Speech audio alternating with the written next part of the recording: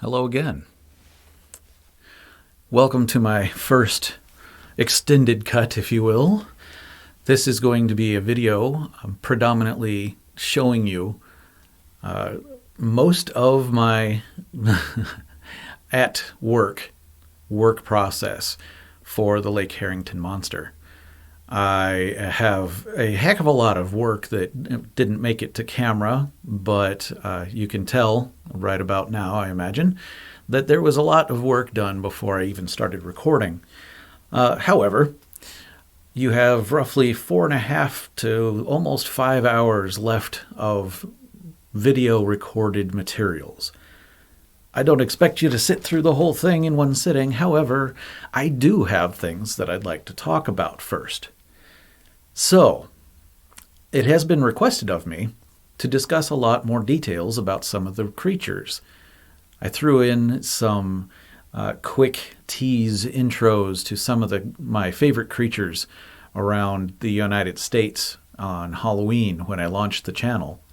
But apparently, it is a desire to hear a lot more about them. I can understand. That's how I am as well. I've studied for years and read thousands and thousands of pages about these things. I can understand wanting to know more about them. So, I have a few things to share with you in regard to this crazy little monster you're seeing me make. Also, humorous little side note, one of the big reasons I'm spending quite a bit of time speaking to you this way is that early on in my process of doing these videos, I didn't think it through terribly well and was recording my shop noise along with my tendency to listen to loud copyrighted music while I'm working. So I'm covering up some copyrighted stuff that I'm not allowed to share. So enjoy a little bit of muting of my babbling, if you wish, if you would prefer to just watch. I am including some timestamp cheat sheet notes into the description below, so you can skip around and get to the parts that you might find more interesting. Say, the end of me babbling. There's going to be a timestamp for that. The fact that I probably won't be vamping for the entire amount of time, I'll send a nice little timestamp for the end of that, where you get a little copyright free music break or two that's going to be thrown in the middle of this. But something to look forward to, if you're still sticking with the audio here, is that later on in the process, it occurred to me that I could wear my headset and I could just talk to you as the viewers, explaining the kinds of things that I'm working on and some of the reasons, the why I'm making them. So I'll have a timestamp for that if you want to skip through all the boring stuff or the really not the most pleasant, just shop noises and wind and grinding sounds that you'll have after I stop talking and in between music breaks covering music. And you might learn a thing or two about why I did the things that I was doing. But enough ado. Let's talk about a monster. So, in order to talk about the monster, I really ought to set a bit more of the stage. Central Kentucky has a lot of folklore creatures. It's really quite fantastic. Just off east from there, you have an explosion of folklore creatures. If you happen to study this kind of thing like I do, you might have found a heck of a lot of different things that are in this region. So it's not terribly surprising to find discussion of a bizarre, impossible-seeming creature living in that region. However, I have to admit this is an odd one, even compared to some of the other things that have been discussed in the region. So, where does the vast majority of the information come from? Well, that would probably be Professor Lawrence S. Thompson. He was the director of the library and professor of Latin, Greek, and Scandinavian languages and mythology at Kentucky University back in the 1970s. And he saw a monster. At least that's what the Courier newspaper reported in 1972. The article interviewed him. It was really entertaining. I should probably make a side note here that I found it absolutely endlessly entertaining that that the author of the article found it fit to include the following quote that I'll try not to butcher too badly.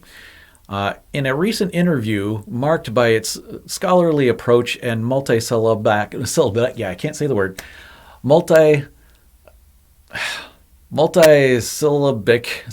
whatever. Oh gosh, I cannot say that word. Multisyllable vocabulary. There we go. Same thing, I just can't say the right word. Anyway, despite my stumbling and impossible to say it for some reason, I find it endlessly entertaining that the newspaper article author and editor found it important to include this. I suppose it would seem that a multisyllable vocabulary in mid-Kentucky in the 1970s was a noteworthy accomplishment. That makes me wonder. But in his interview, he talked quite a lot about his reports, his encounters with this unusual creature. Yeah, it's unusual. Though he could not study it in good detail, he always saw it at a distance. He seems to have seen something that he considered very unusual. He even called it a monster. However, to be clear, he wanted to make it very clear that by monster he didn't mean anything necessarily. It seems that he was trying very carefully to be clear that he didn't mean it was some sort of malicious, nasty creature or something. Instead, he wanted to make it clear that by using the word monster, he's trying to say that it was something that he encountered that is tantamount to trying to explain an alligator to someone who had never seen one before. Though it had nothing to do with looking like an alligator, that seemed like a pretty apt description for how he felt about this encounter. So he seems to have found it remarkably unusual, but I find it remarkably interesting that he only kind of casually observed it several times in the 4 years that he lived there leading up to the newspaper article, and seems to have not really deemed it worth talking about at all until he reached out to the newspapers. I think that in itself is really entertaining. I think the first time I saw a 15-foot long pig eel thing, I would probably immediately get in touch with everybody I could and say, hey, what in the world is this thing? But apparently not Professor Thompson. I suppose if you study folklore long enough, and in his case, mythology, it gets to be a little bit desensitizing. But he lived there for, like I said, apparently about 4 years before the article came out. And as the article put it, I gather he always, quote, felt something out there, and only saw this a few times. So this is something interesting that you see in folklore very often. In fact, this the feeling of an encounter more so than the specific visual or any other kinds of sensory perceptions. It's a really interesting thing that it's a very in passing kind of a comment that they made in the article, but it really came across as though it was trying to say that he was so sure that this thing was there Not so much because he saw it a few times, but he was already keyed into there must be something here because he felt like there was something there. This is really fascinating to me, and it's not at all anything that you can quantify in any shape or form, which of course makes it impossible to document accurately. So it's really a very interesting part of folklore tales, where it's much more of this sometimes foreboding, sometimes just a sense of something unusual or out of place or something just uncomfortable, perhaps. It's a really interesting theme. And he threw it in very casually, but it had quite a bit of impact to me as I read the article. It's been said that ever since the dam was created in 1925 by the Kentucky Utilities, and they dammed the Dix River to do it. Sorry, I'm stammering around because I actually had to read a note because I couldn't remember the name of the utilities there. Ironically, I mean, what an easy name. But it's been said that they had always talked about some sort of creature, a monster that lived in the lake. This, if you're not familiar with the lake, this is a flooded river because of the dam. So it's a very snaking, kind of looping back and forth and branching off this way and that kind of a lake. It's not your stereotypical kind of oblong sort of feel to a shaped lake. It's a very impossible to really give it a good name for the form of this lake. So it's a really interesting, lots of coastline kind of space. It's said to not be terribly deep in most areas, but when the dam was created, it ended up being roughly 3.5 square miles worth of surface area and up to 249 feet deep. So plenty of space for things to swim around in of a rather large size. Though it's said that nothing of any real size lives out there, lots of bass fish and other kinds of fish, of course, but nothing anywhere near 15 feet long. But that doesn't mean that it couldn't be something out there. But the dam in itself was a marvel. When it was built in 1925, it was a marvel of modern science. It was the world's largest earth-filled dam for a while, and it was pretty remarkable. It was a really massive endeavor, and it created hydroelectric energy, and still continues to, for the entire region. Apparently, it also created a legend. Though I can't find any documentation of discussions of this creature previous to the 1972 article in the Courier, it does seem like the folk tales have either exploded since then and included a sort of recognition that it had existed as a tale before this article and before the professor had discussed it in the paper, but no specifics have ever come to the surface, no pun intended. I've not seen in my research, though I'm no expert in tracking down every little detail of folklore, but I haven't seen any kind of indication of this legend existing before the 1972 article. But that doesn't necessarily mean it didn't. He could very well have just been seeing something that some other people had seen and talked about, and being relatively new to the area, only 4 years worth of living in that area, he may very well not have had access to a lot of the folk tales that came from there.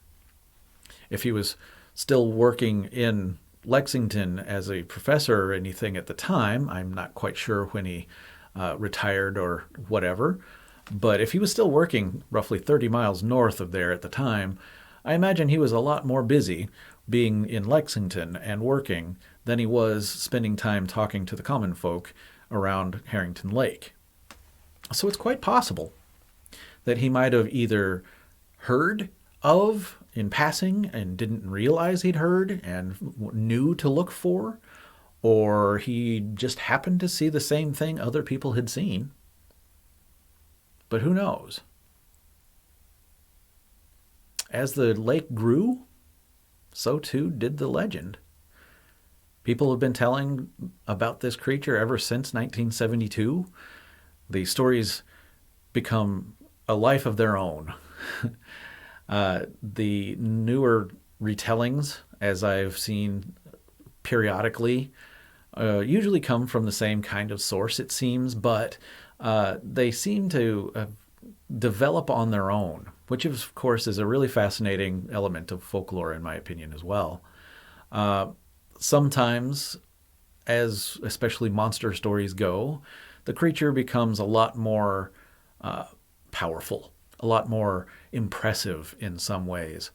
That's not an unusual thing, and it's certainly not out of character for the stories of this creature. Though Professor Thompson talked about this creature having moved around at about the speed of a fishing boat with a trolling motor on it. Not terribly quick speeds if you're familiar with the trolling motor for fishing. It seems that this little tidbit of information has been expanded upon. Newer passages that I've seen talking about this creature like to focus on the speed of a boat and imagine that that means that they were lots of reports of it moving at the speed of a much quicker type of boat. And that I find rather entertaining.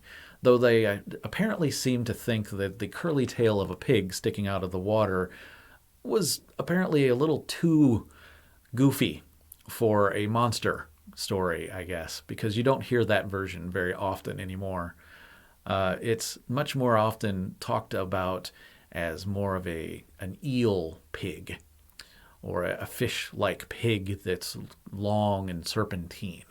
You get that kind of a description of this creature, which is why I'm creating it, as you're seeing in the background here, a lot more fish-like.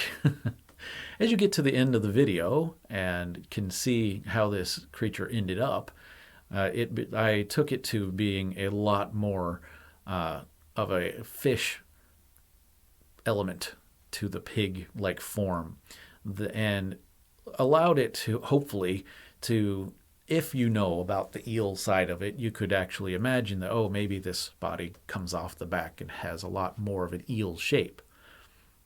But I didn't want to get too specific. I didn't want to get too far away. I did want to invoke a little bit of authority from the stories of what this creature is, as I often do. But the stories are really fantastic. They're very short. There's not much about it. Usually these are the very common folklore. These people tell about this very second-hand or third-hand kind of modality where people say, oh, well, one of them that keeps being repeated very frequently, more recently it seems, is that apparently, as they say, someone out on the lake had their dogs with them, and the dogs ran off at some point, I guess, and they came back with the head of a hog, a pig or of some sort. And the person that apparently is in this version of the story was astounded. Where in the world would they have managed to find the head of a pig? Because, as the story says, there's not a slaughterhouse for many miles of that area. I find that entertaining because obviously that apparently is the only way you could ever find a hog out in the middle of Kentucky in 1972, or since then, apparently. But it was lending to a pig-like thing in the water. So it seems to be trying to be an attempt, at least, to lend authority to the idea of this pig-headed fish eel thing that lives out there. And if a creature that's kind of the proportions of an eel has a head that's much more like a pig of any kind, even not even a really large hog, that could very easily be a very long creature, much like Professor Thompson's description. So it's one of those close to reality enough that maybe could be something like that. That seems possible.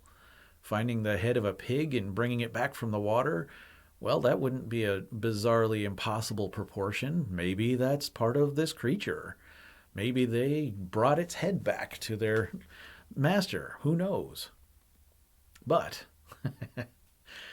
it's an interesting story. I really enjoy it. I'm not going to tell you the stories. No one really will on this one. They always allude to there being stories, but I've never once found any actual documentation of the firsthand reports, discussions, this is how it happened, or anything like that. The closest thing I've ever seen is this one article from the Courier in 1972. I should probably also mention that Professor Thompson not only claimed to have seen this lake creature, but had some theories about how it might have come to be there. His theories were, shall we say, multi-layered and branching, I would say. He seems to believe that the strange creature's ancestors might very well have migrated up the river from the Mississippi and Ohio rivers, because it's somehow just more natural that there would be a weird monster living in those rivers, I guess. Apparently Kentucky couldn't have them on their own, I guess, in his opinion there. Or perhaps, as he speculated, that the damming of the river flooded some of the lands that had previously cut off underground aquatic caverns from the surface of the earth, and apparently, as he thinks, might have allowed the passage of some of these underground lakes to somehow release or allow these prehistoric relic species of some sort of monstrous variety out into the newly founded lake. Outlandish, perhaps, but Thompson was quick to refer to another famous Kentucky professor and scientist, Constantine Rafinesque. Rafinesque worked on a whole lot of different realms of scientific investigation and theories. He, of course, was working roughly 150 years previous to the article that I am referring to, but he studied a heck of a lot of the flora and fauna of the Kentucky area and was a professor. I believe he was also head of one of the departments of the, I think it was Transylvania University, that's not far away from there as well. I could be mistaken on my recollection of that. But he too was a professor and was pretty well known for his investigations of the natural world. He was also, and has become anyway, quite famous for having created a theory of evolution before Darwin published his own ideas. His theories are similar in a lot of ways to Darwin's concept of the development of generation upon generation of creatures. But he, of course, didn't get as much publicity for it. Most of his works seem to have been written off automatically by the leading scientists of the time, as one might expect. You've probably learned quite a bit about how evolution theory has been rejected offhand by a lot of people and for quite a while, especially back in the mid and early 1800s. But I find it really fascinating that someone relying very heavily upon the scholarship of someone that has become very well known for his evolution-style theories didn't once mention anything about the possibility of the creature that he's reporting having had any kind of natural development or natural living in this habitat. This might have something, of course, to do with the relative newness of the lake, of course. Perhaps it just seemed impossible for him to believe that something like this could have lived in the relatively small river that went through there before. Maybe it just seemed impossible for something of that size to have lived in that kind of a river. So therefore it just had to have been something new to the area in the last, 47 years or something like that, between the dam's creation and his reporting. It's possible that he just couldn't fathom that as being a possibility. But it is also quite possible that this could be the newspaper in Kentucky omitting such types of discussion back in 1972. Though Professor Thompson only claimed to have seen the pig-like snout and curly tail sticking out of the water, he seemed convinced that the creature was more unusual than a farm animal going hog wild in the lake. Pardon the pun. He was quite sure that this was a remarkably unusual creature, a monster, if you will. So, who knows? If you happen to be in the area and you go near, it's a few miles south of the dam. He claimed it was seen a few times by him between the Chenault Bridge and Wells Landing. Perhaps if you're there near the Old Bridge Golf Club or Kings Mill Marina in the early mornings, keep your eyes on the surface of the water. You never know when you might see the Lake Herrington Monster's snout break the surface. I'll leave you with a brilliant quote, I think, from Professor Thompson that he gave to that article in the Courier. What we don't know is colossal. What we do know is minimal. Thank you for joining me in rambling discussion on the details of one of my favorite creatures to have ever sculpted. Stick with it, or fast forward if you like, and watch some of my process that I'll be going through for another more than 4 hours worth of video, and you'll be able to see the process and development and eventually listen to me talking about the process itself while I'm making things. Thank you so much for joining me again. Please hit that subscribe so I can grow this channel and get to more people, and I would really thoroughly appreciate that. You're the best. Come back again and I'll be talking about some more creatures in another video. Thanks again.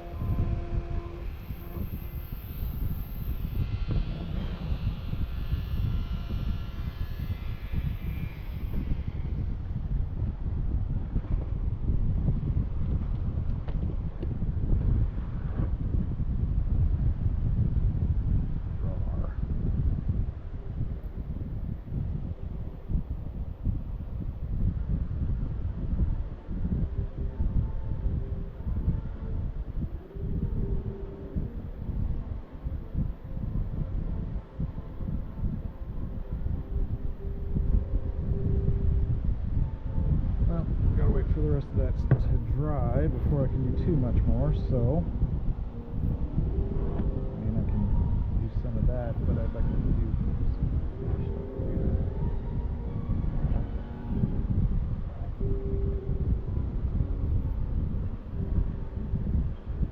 Okay.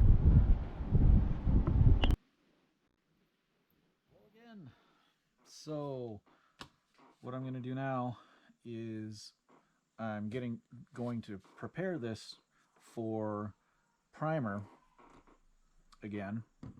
I have these kinds of primers too, of course, and I may end up using like the black at some point, but I don't really want to if I can help it, because I want to try to avoid quite a bit of this without doing anything to them that'll mess them up. But before I do too much with that, I'm actually going to take some Vaseline to the teeth of my beauty queen here, and this will help. I've actually taken a paintbrush and cut it. You can see how uneven it is. Cut it short so that the bristles will be a little bit more stiff and can manipulate the slightly stiff Vaseline. But I'm going to very carefully coat the teeth up to the gum and or bone line so that the paints won't stick to the teeth. So that's what I'm doing on a Friday afternoon.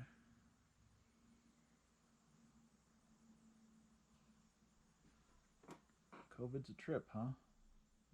It's the middle of the work week and I'm teaching from home, so I'm stuck here trying not to spread a pandemic. I wish everybody else could say the same.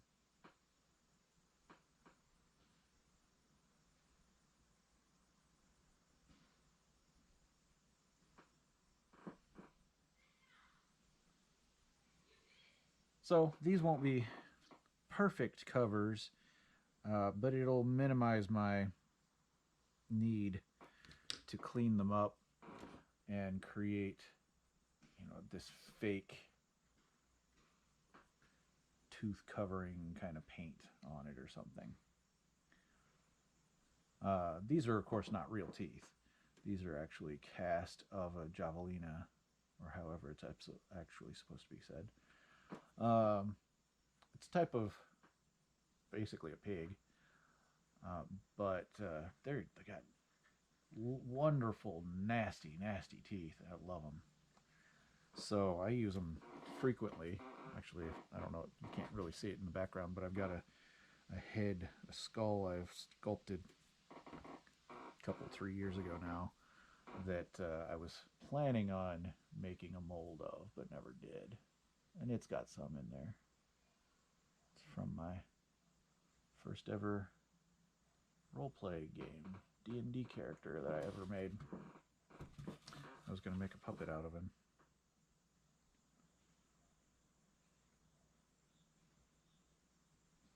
But real monster art took precedence, so I didn't do it.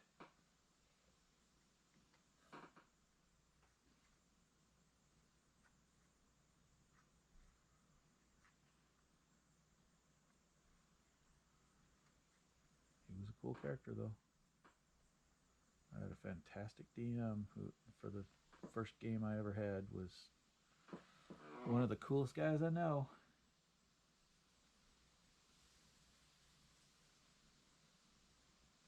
And he thought he'd take advantage of that and subject me to D&D.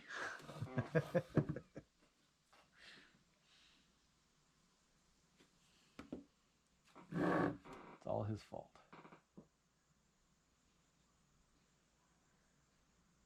Too much, but that'll help squeeze it into there.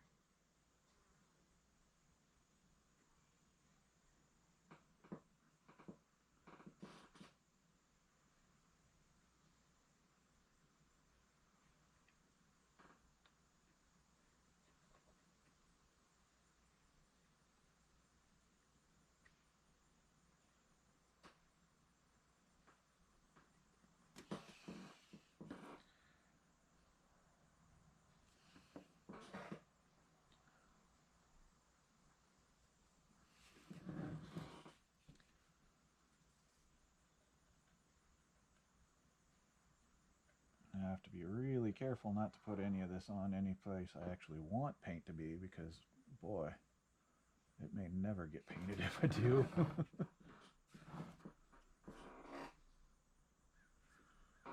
This stuff's a serious pain in the butt to clean off.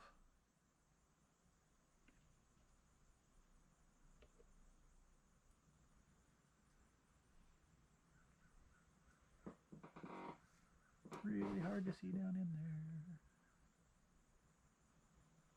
Sadly, you'll see just perfectly fine through the mouth, so I have to make sure I'm careful to cover them up anyway.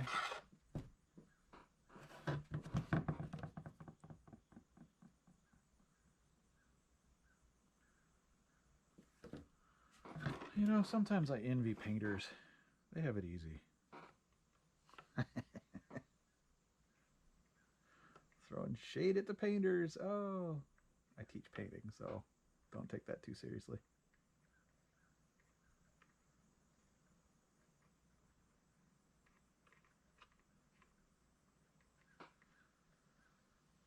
But the good thing about doing sculpture like this is that my painting technique isn't so much a technique as it is get the stuff covering it. So it's kind of a shame. I don't ever really do anything that requires any real painting aptitude to speak of.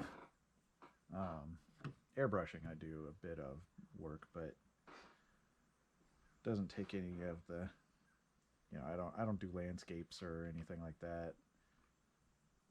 So I don't have to duplicate reality very often, especially not in an illusionistic sort of manner.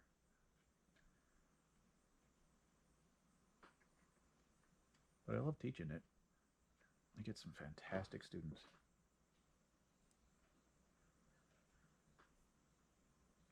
And I would totally show you, but, you know, there's a whole, you know, student privacy thing. So that's not going to happen.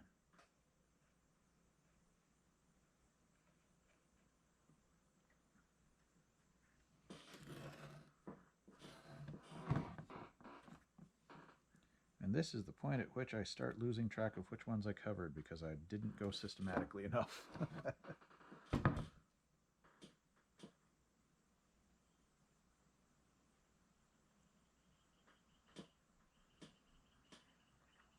Half of you are in there going, oh my gosh, no, you haven't done this one, you haven't done that one, you need to make sure you do that one.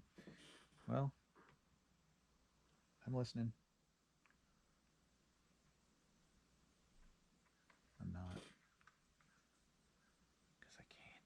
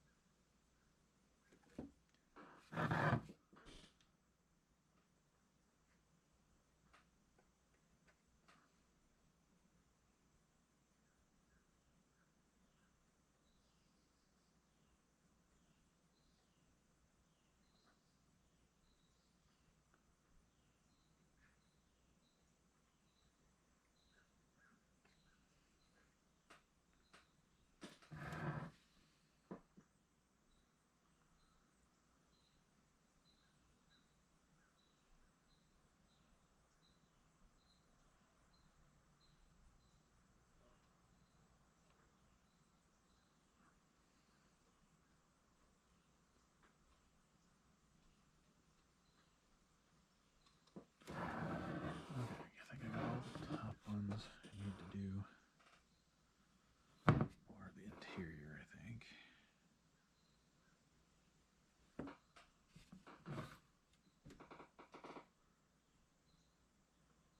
Probably did these. I think I just finished these, but I want to make sure I get them well enough, because it is a pain in a booty to clean back in there.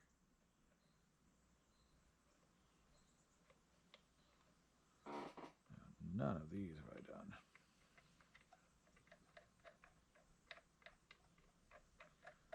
Hopefully I won't have to worry too much. I'm going to put some basically black mostly down inside of that, just so it's filled and you aren't so concerned with why doesn't he have a tongue.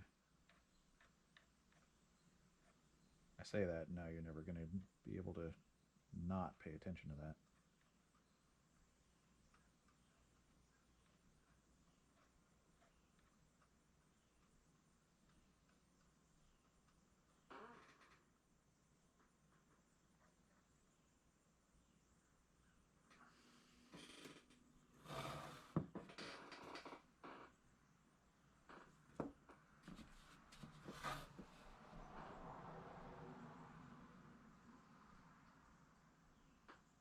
Well, that's not really what I wanted to do. I just filled the big gap between his teeth with it, but I guess that'll do.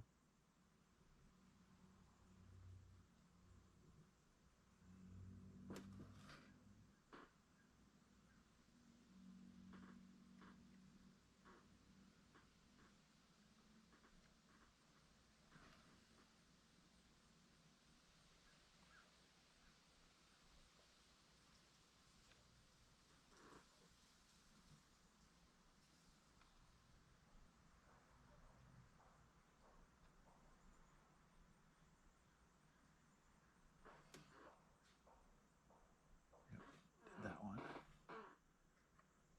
that one. Good. All right. Let's leave this side down on the bottom. Okay. Had a weird red light on there for some reason. I guess it's from the charging. But this stuff is some of my favorite stuff in the world. I love it.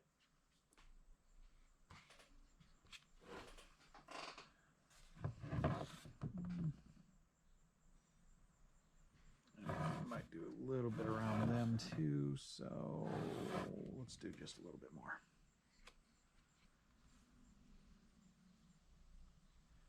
Okay.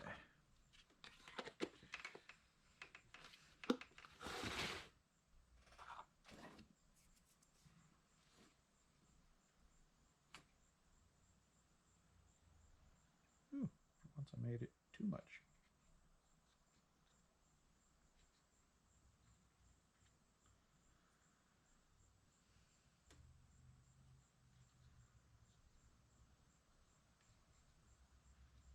All right, that ought to be close. Close enough.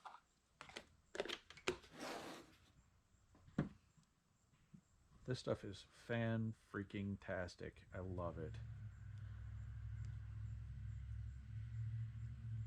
You have, as it says, 1 to 3 hours of working time once you start mixing this stuff, which makes it fantastic because I don't have to rush. I can do all the details I want and mess with it and sculpt it for quite a long time. It never takes me anywhere near as long as they say you have to do this, but still, yeah, pretty cool stuff. Now, drawback to that, though, of course, is that it takes 24 hours to dry, to totally be cured, I should say, after that. So you gotta plan a little bit ahead of time when you start doing that kind of thing. Like, okay, I'm gonna have to walk away from it now, so.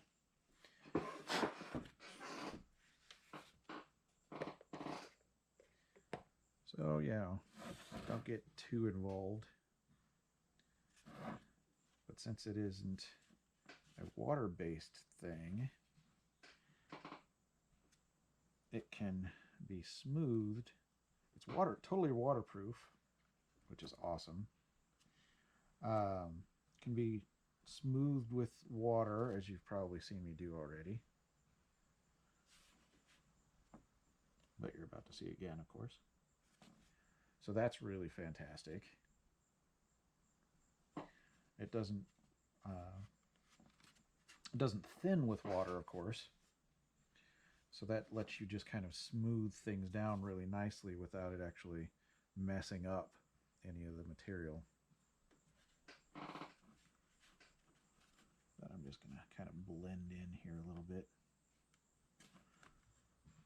around the edges.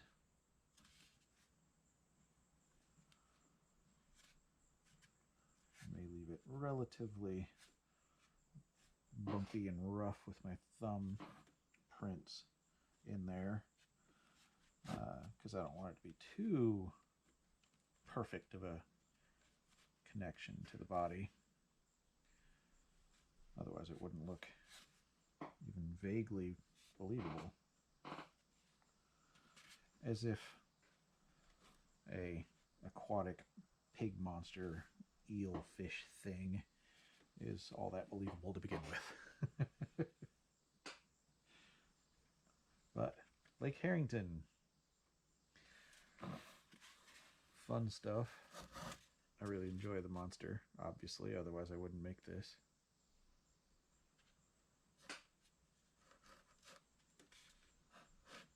Stop sliding. Bit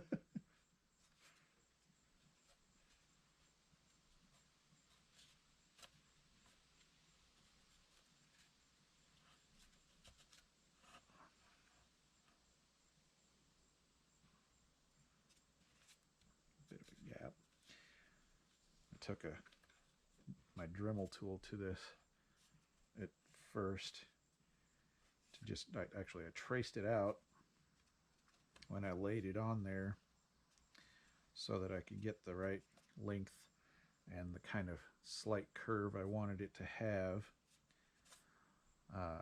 Then I took the Dremel tool and carved out a trench so that I could connect it a lot more, evenly with the body, but a little bit more strongly that way too.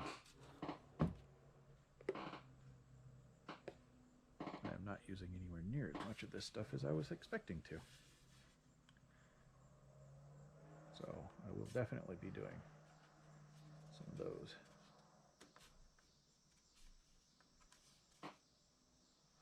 Which they need a little anyway. So it's for the best. I would have had to do it at some point anyway. Where do you come from?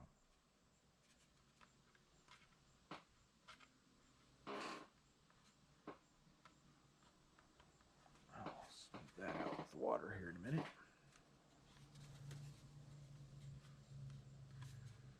Kind of makes me think of a razorback hog with the stiff ridge back there. You can't live this close to Arkansas and not think of that. Of course, I don't live anywhere near as close to Arkansas as I used to. Bit of a road trip to get there now. Not that I would normally go there for any reason. Not that I would avoid it. That's not really what I meant by that.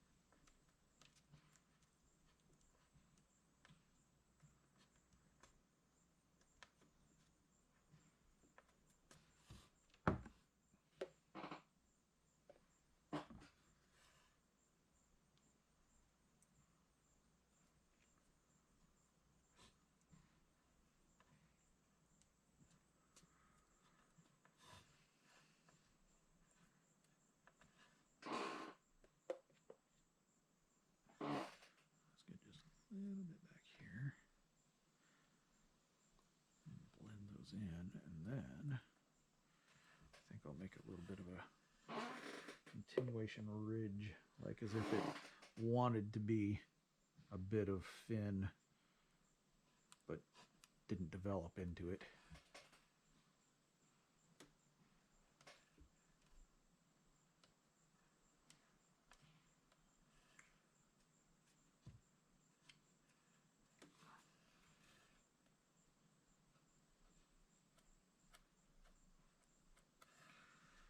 Okay, now let's get water and do a little smoothing here.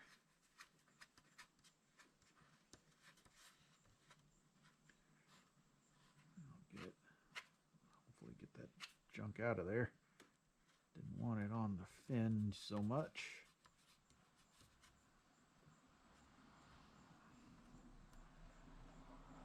A little wouldn't be too big a deal, but I don't want it to be too obnoxious.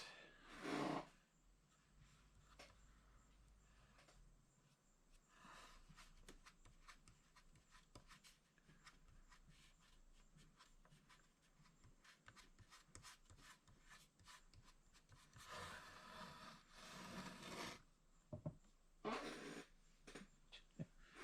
went for the putty instead of the water.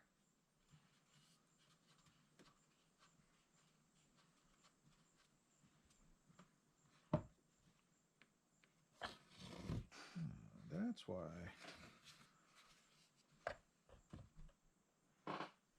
Now I get it. I had developed a crack in that fin, and I always wondered what in the world caused it. I just figured it out. It's because when I lay it flat like that, it's not the base of the head that's actually making contact with the table right away. It's the fin. I didn't realize that.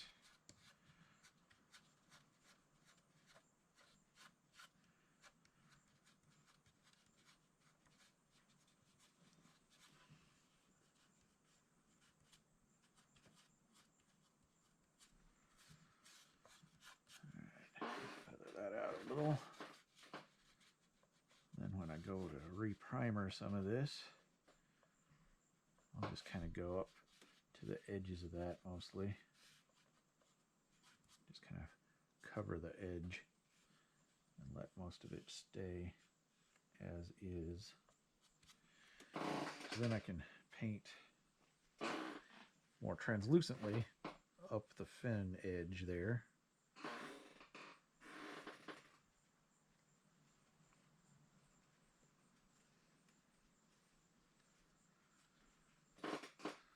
So let's do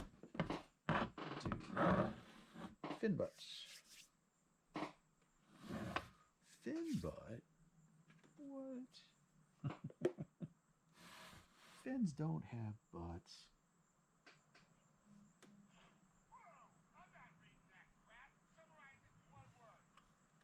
Yes, I still love Futurama, and that is the most appropriate response ever to a text message.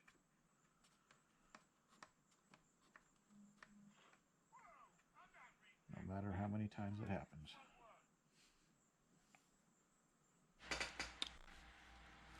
Hi there. So, what I'm going to do today is just a little bit more work on the Lake Herrington Monster here, as well as some more Snallygaster. Before I turned this on, I actually put a little bit of body putty into the bottom of the mouth there, or the back of the mouth, and I bent up the wires at the back of the tentacles so that they could bond to it a lot easier and be a lot more stable. So I buried them just a little bit into that and then kind of resculpted it a little bit as it started to dry. So now I'm waiting for that to cure. So what I figured I'd do is do a little bit of painting. We'll see if I can do a little painting on the head as well. But for now, I'm going to just do a really thin wash black to do a basically antiquing kind of thing. That's why I've got my raku bowl that I can't use for food stuff, so it works pretty well for doing this kind of thing, I guess.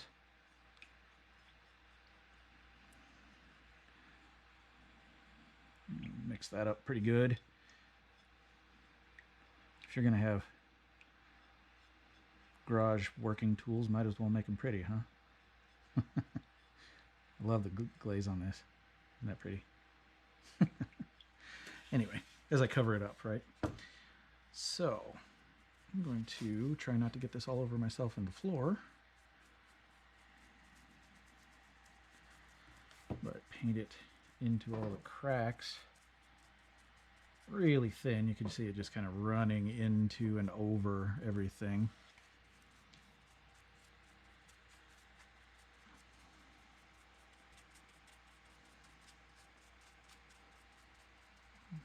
It'll darken some areas. I'll repaint all that anyway. All right, before I let it go too far, let's see if we can wipe some of that surface off.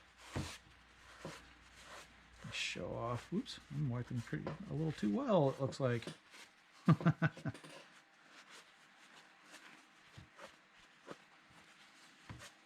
well, some of it's turned out pretty well. So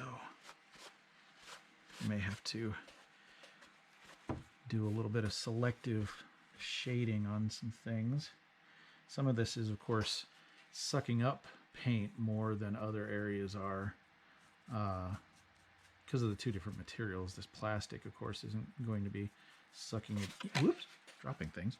Isn't going to be sucking it in as much as my primered gray stuff that you probably watched me do at some point earlier. But it is sticking pretty well to it, thankfully. Kind of a drawback of that, though, is that I don't want it to be completely dark. So I'm going to kind of wipe over. I'll probably do a like a pink kind of thing to blend those together. All right, that's already going to help it get a little bit closer to each other without being exactly the same. See if I can not knock his fins off while I do this.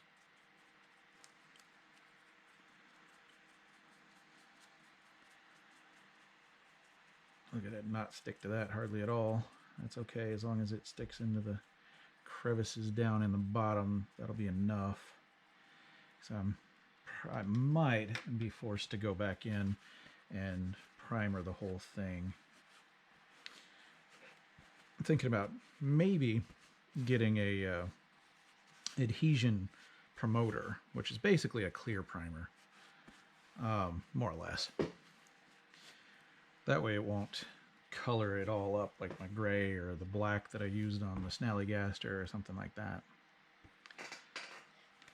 But it's making it slightly dingier. That's not too bad. Get a little bit of highlight brought back in there. All right. So let's do a little bit around the eyes.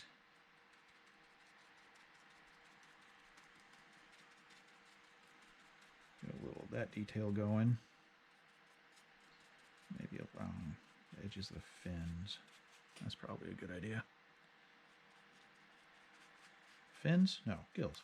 That's what I was trying to say.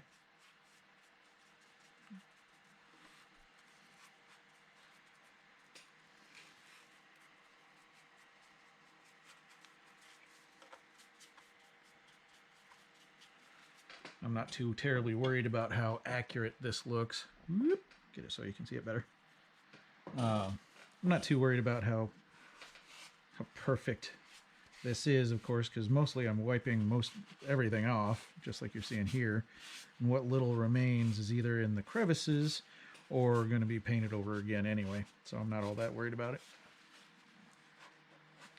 I do want to get a little of that pink, kind of reddish pink of the gill peeking out a little bit there. Make sure that stays somewhat subtle, maybe, compared to some of the other features. But I don't want it to be too hard to find.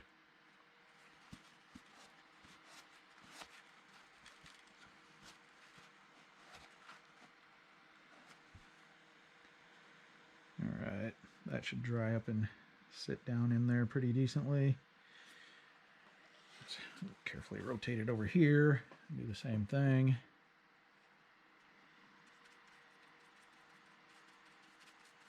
like to do this kind of thing at first so that it's not so dramatic when you do it.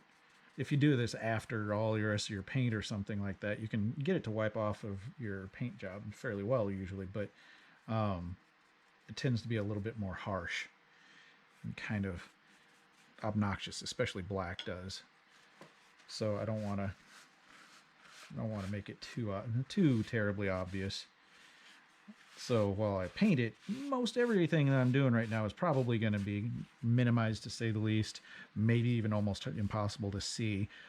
But I'm going to go back in and do possibly another of the black, maybe a different color later on. Poke it down in there. Keep from getting just a big well of paint down in the eyelids there.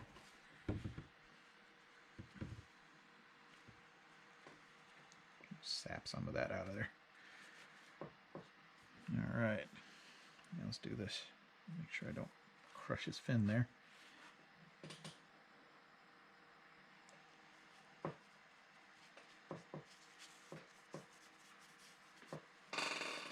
This is kind of giving a bit of a shadow kind of appearance to it, kind of minimizing the detail connections and things like that, while accenting the stuff that I do want to still show up.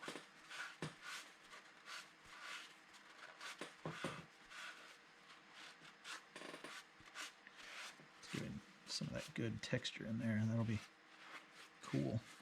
Put that in with the wire brush on the foam head to give it a bit of a texture.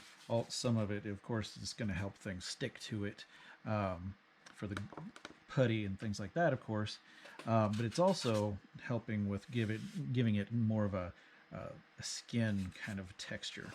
So, see, speaking of that, why don't I wash over some of that so that it's going to show up better.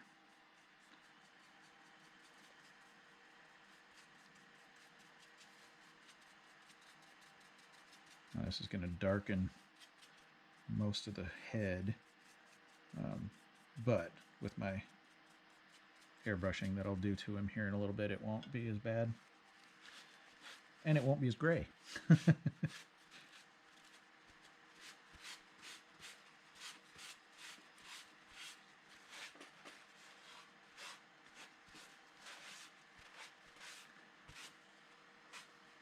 Okay.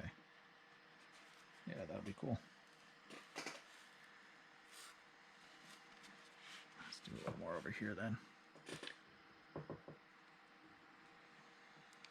I was debating, going back and forth frequently on whether or not I should give him a bunch of resin scales going down the sides here.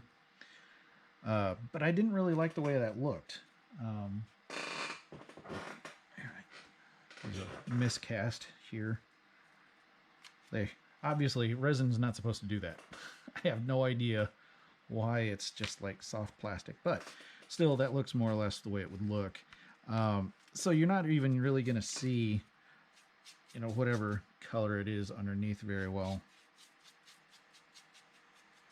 Let's make it more or less black there. It's just going to turn, if I got it wet, you could see through it. It's not really going to give me the impression that I wanted. So I kind of gave up on that idea. I'm like, no, I don't want him to be too obnoxiously scaled anyway. It might detract from any of the other stuff that I did with him. Making even the fins and gills that are so obvious now would still be not quite as easily noticed. So I didn't really want to go that way. So instead, I think I'm going to accentuate the scratch lines that I started with and then paint a little bit of details, kind of like it's a fish. Kind of, I don't know, like a bass or something maybe. Since the monster reports say things similar to an eel or a fish or something like that with combination of a pig, hog or something like that. It's Hello not again. Lake Herrington Monster again. Roar.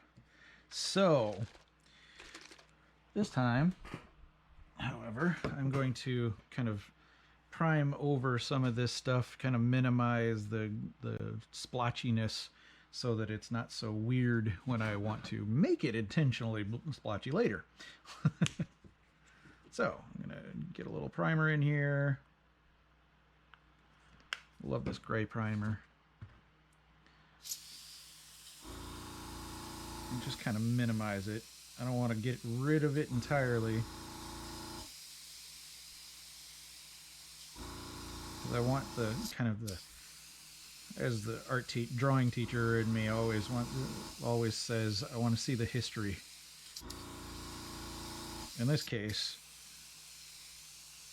the history of it is going to add towards a little bit more believable organicness to the thing. Like, not quite real, not quite fake. Kind of that uncanny valley thing is what I hope to get just a little bit of. There's just slightly, it's definitely a fake thing, but something a little bit oddly creepy about it because it's not quite completely unbelievable.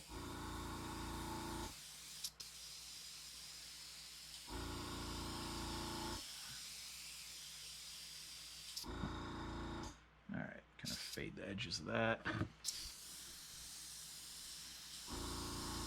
Blend that in just a little bit.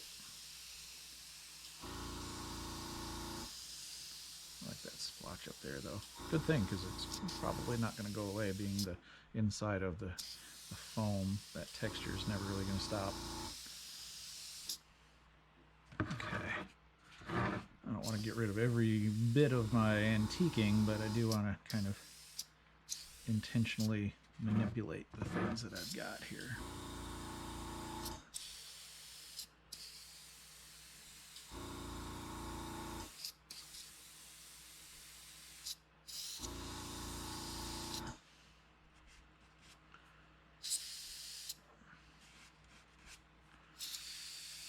I'm just putting little fine bits of detail, not really so much detail, but fine bits of the primer in these areas to kind of even them out a little bit, but not get rid of them.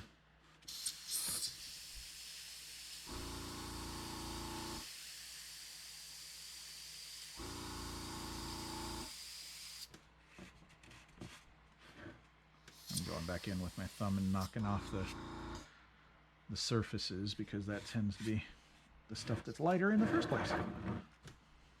And I can't get to it this way without getting to the edge of the table that you can't really see, so I don't want to do that.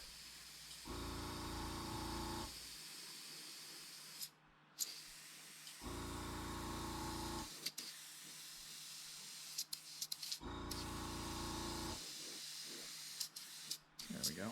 Fade that in. Give a little bit back here.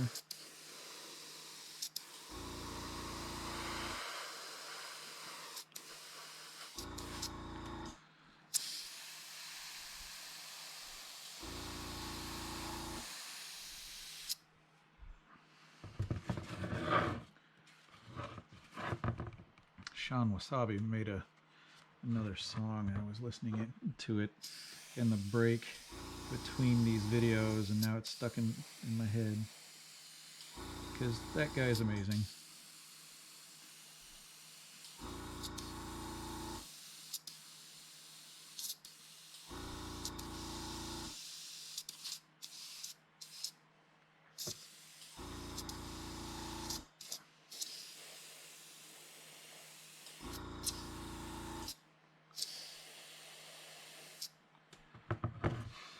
Okay, fade that in. Let's fade this side just a little bit. This is going to go a lot darker on the top because I figured I'd do like a inspired by bass fish kind of thing to the top here, or to the fish kind of part of this body.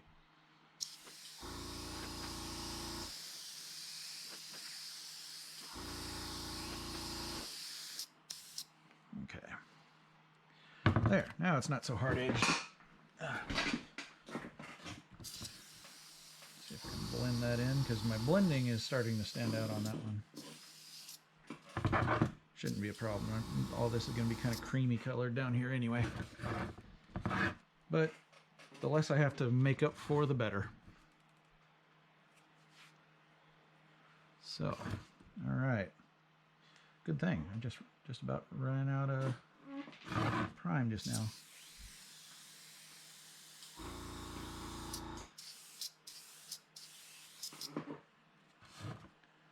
Let's see if I can do a little on top here. This stuff really doesn't like taking paint as much, so I'm gonna. I had to smooth the top of its head down a bit different, reshaping there. Amazingly, I didn't have to resculpt him all that much, other than the front nose, the entire mouth.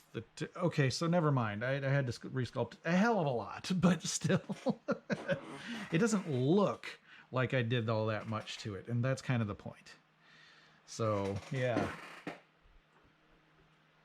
Hang up my airbrush for a second here. Oh no, let's just try to get blackened for a second, I guess. Not at all what I have in mind, but I don't have another sponge on me, and I didn't think to wash this out beforehand. So, we'll see if I can just get some black airbrush paint in everything now.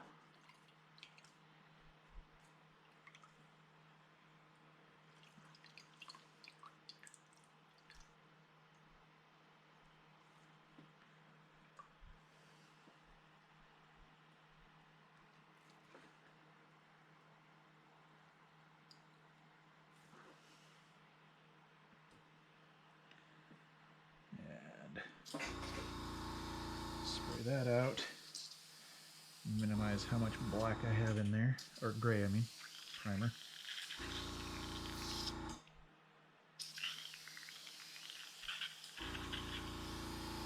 I don't want to leave that in there too long anyway, because boy, does it like to stick to everything. Kind of how primer works. When it's working correctly anyway. So, alright, let's... speaking of primer,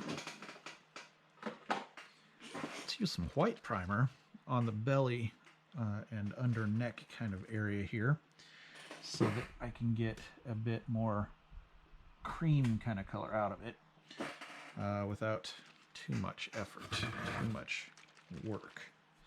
Plus, this will make sure it sticks a little bit better just in case. But I haven't used this yet, so... Oh yeah, I have. Haha. Don't remember using it, but obviously I did. Yep, I sure did. Okay.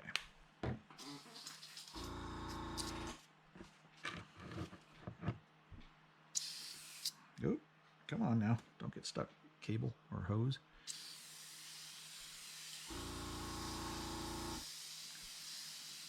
I don't want to go totally white. I don't want it to be too harsh.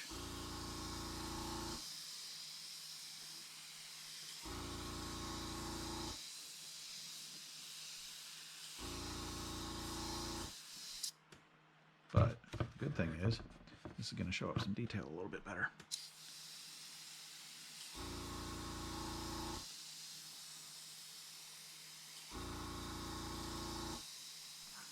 The bad news is that some of them, where it's an actual texture difference, it's going to take the paint differently, so I may have to fake it a bit as I go,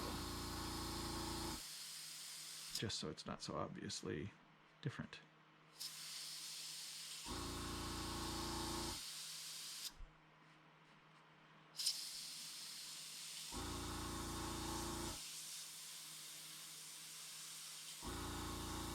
Hello, hello.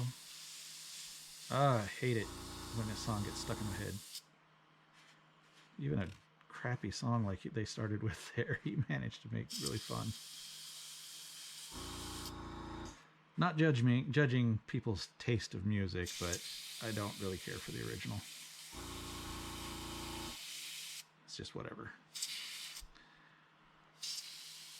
Shouldn't have said crappy. I don't really feel that way about it. I just don't really care much. I'm more apathetic than that.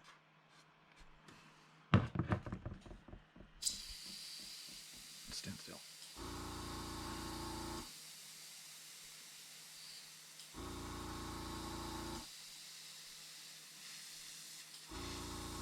Come on, Prime. Just a little bit.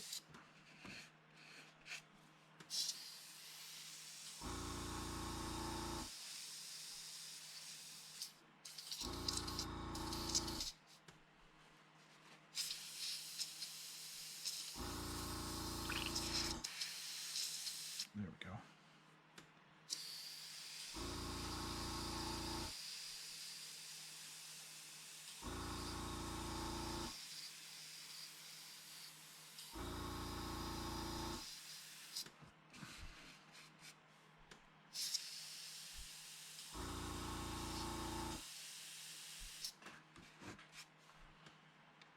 Oh, man.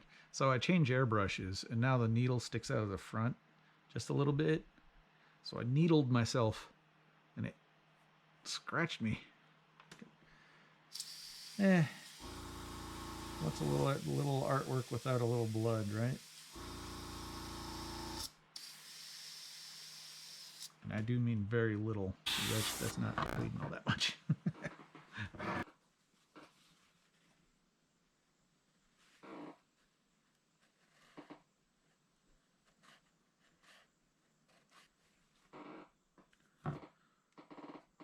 That's the beautiful thing about this water-based primer. Whenever I get it on stuff like that, I can just wipe it off. Get a little water, and it's all okay. In fact, that's more or less what I'm going to do up here.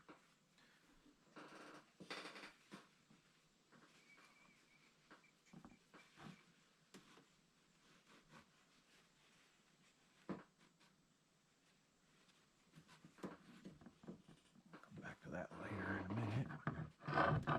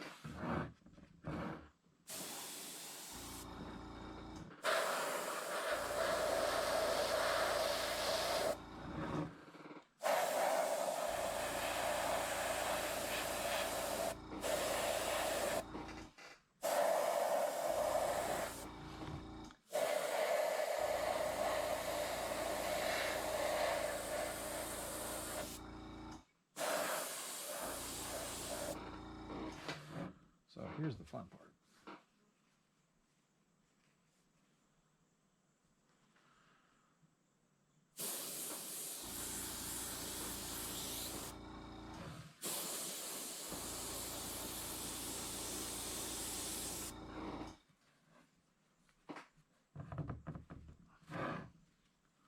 I'll do this with the black too.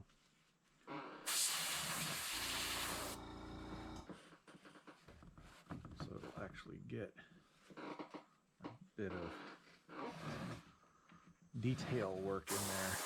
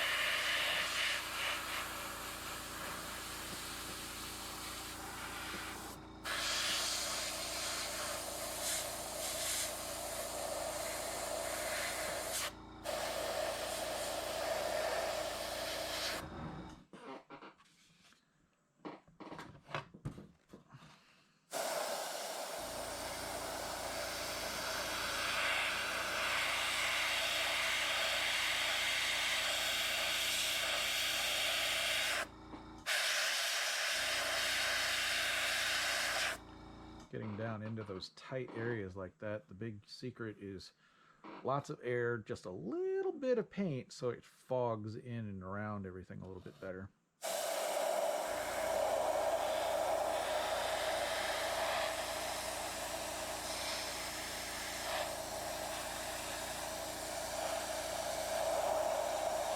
And holding your breath while you do it.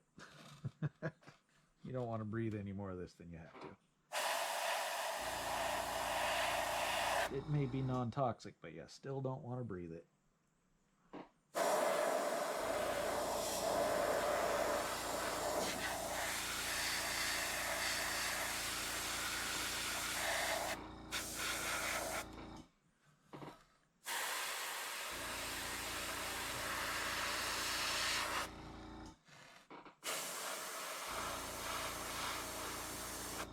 And I ran out again.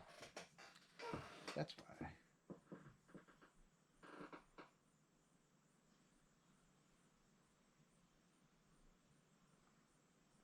Okay, that should be.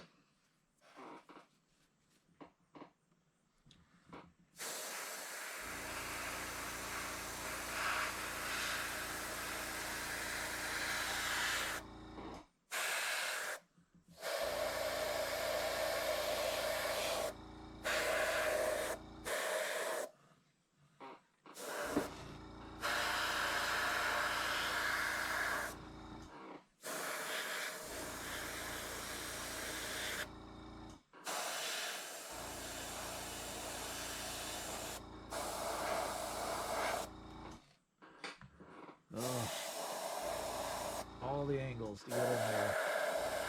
Takes a long time. But it's worth it.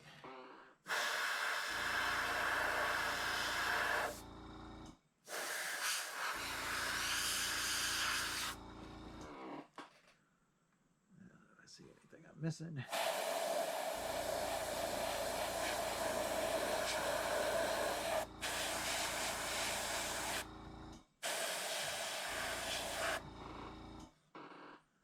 Okay.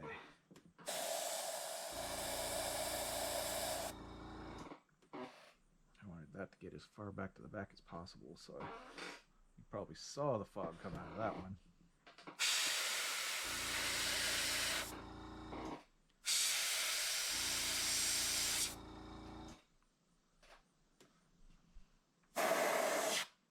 Oh, that was just a highlight from the light over there.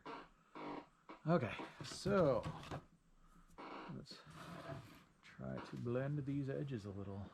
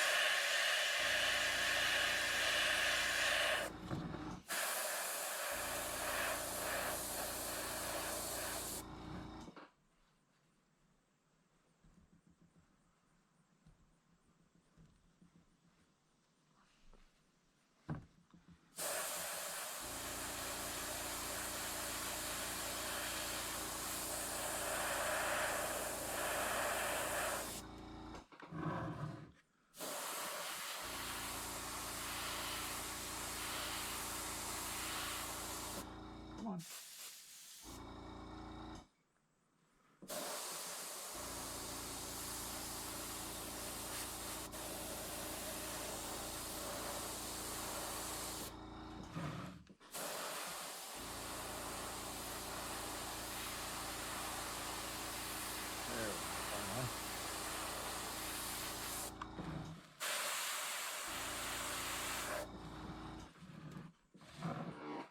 Okay, that.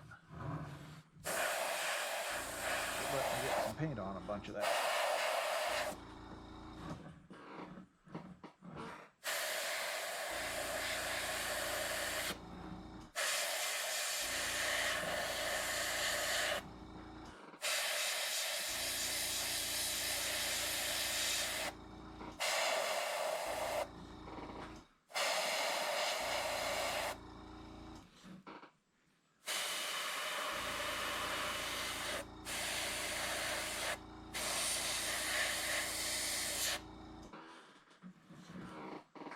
Okay.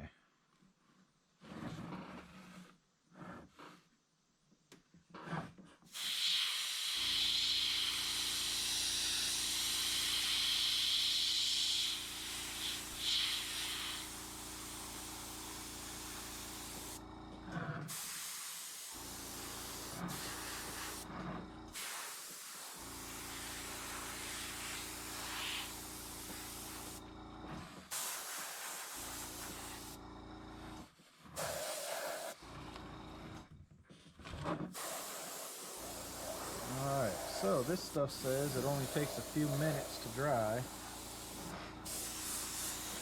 So, I shouldn't be forced to go do a whole new project or anything.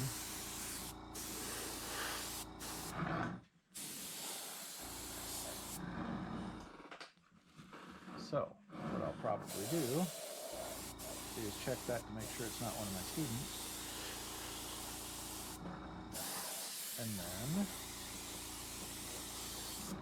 probably do some of the two-part body stuff and blend in those edges. Then I can come back in and prime it. Now I say that, never starting with the eyes really that I see, but I do see a few really fantastic artists that I've really fallen in love with their work, who do detail straight out the gate. They just start painting, drawing, or whatever. Almost never. You can't really do that very well with most sculpting processes, but just start with little fine details and just keep going. Not normally starting with eyes and growing out from there, but I can't think of anything right off the top of my head anyway that goes against that. But yeah, there's some folks that can do some insanely awesome stuff. You've probably even seen them if you've even seen my posts at all. You've probably seen them because they're super popular on social media. Because that's the stuff that's sexy to watch. You love watching that kind of thing because those little details are beautiful. And if you can start with those, you're a freaking rock star.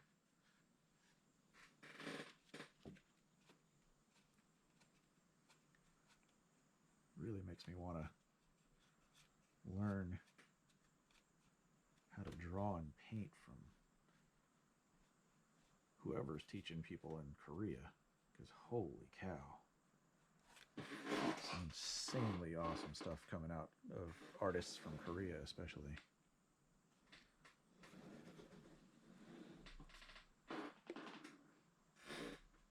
Wipe you off there and bulk you back up a little. Blend that in.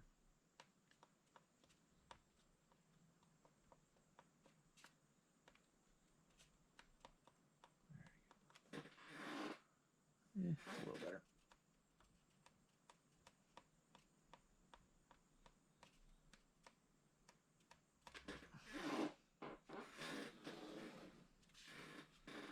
Okay. Now, where would I want more of this to minimize?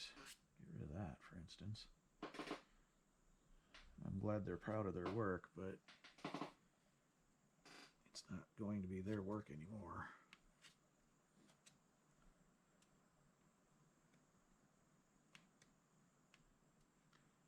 I could almost guarantee that I've already put more work into this than they did to make the head to begin with.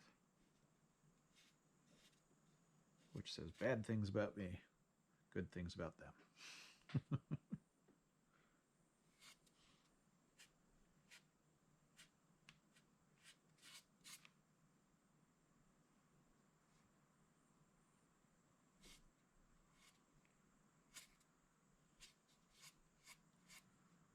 I would say I'd add in the tagline or something, who made it originally. But honestly, I have no idea. Just a copyright of illegible name there, even when I got it. But most of the heads that I get and use come from the retailers, the big names like McKinsey or stuff like that. They're the ones that have all the variety of heads to work with. And since I'm not just doing, whitetails all the time, I've used those for some heads, of course. But since I need more variety than that, I have to go to the big name companies anyway to get the unusual things that they have on file, if you will, in stock.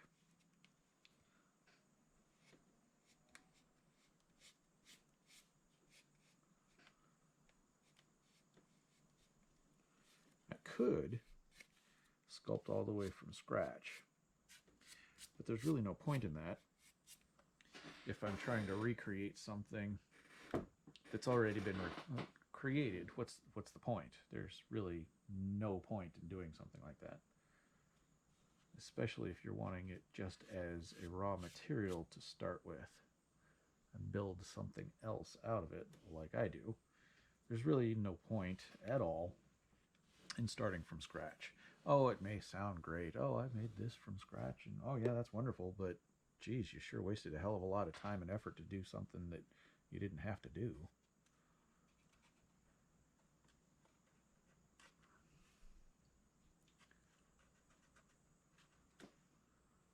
Instead, I'd really rather make a hell of a lot more monsters.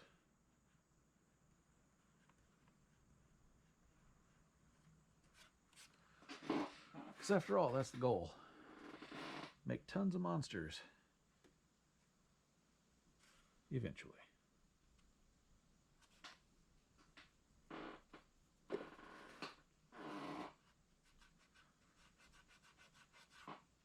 May have to sand that one down, because I don't want that too rough right there. Some of these areas I'm wanting to be really rough, others not so much, because I want to play with the... That's getting a little better. Want to play with the texture differences. Obviously really rough around the snout there, but then I want it to, in the same angle, be able to see a much smoother kind of thing with a bit of rough details around it. So, it may be a little much of a gouge, might be a little distracting, so I'll minimize that.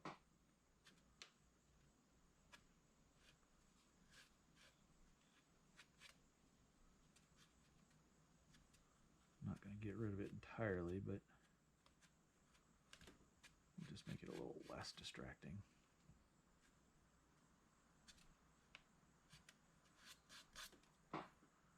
This is definitely going to need some sanding. Actually, that may be where I put some scales though, so may just not really need to. May just reprime it and paint it. Get it ready for scales. Which means I have this that I don't really have anything to do with.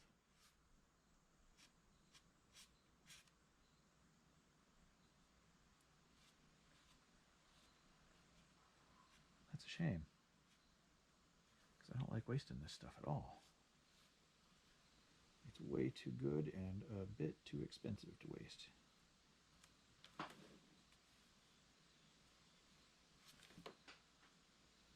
kind of like it though. I was going to add a little more in there, but I kind of like it this way. Need to see if I can pull that stuff out of there like I said, but I'd like to figure out what to do with this first. I like that there.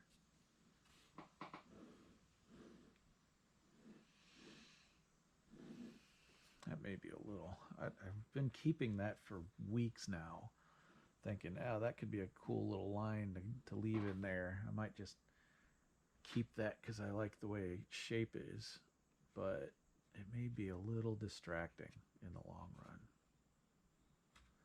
So I may just at least minimize it.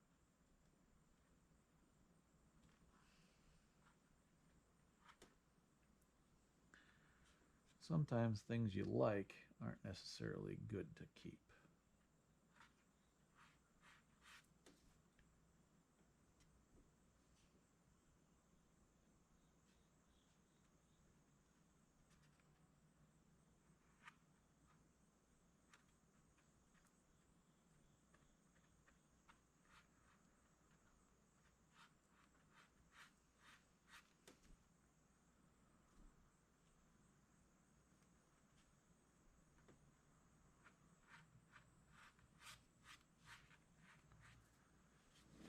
Yeah, I think it would have been really like, what the heck is that? And that's not what I want people to say that about. I want them to say about this. Like, what the heck is that?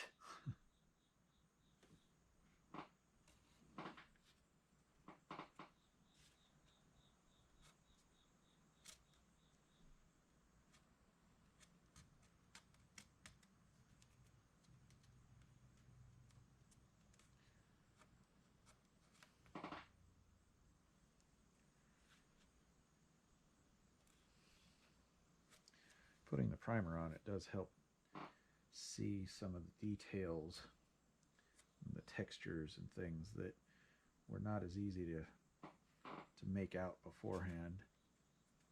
I mean, even while I was painting it, I'm like, oh my gosh, okay, that I need to work on.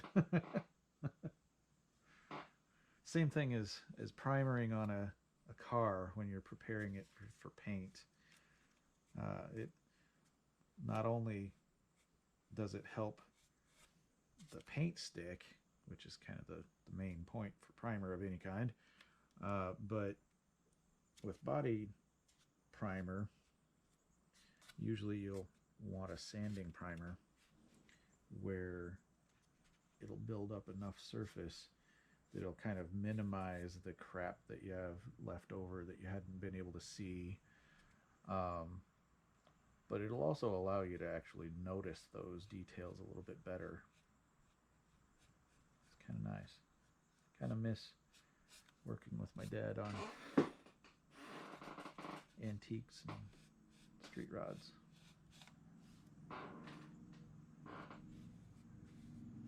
Miss my street rod. It's a shame people are jerks and they steal stuff.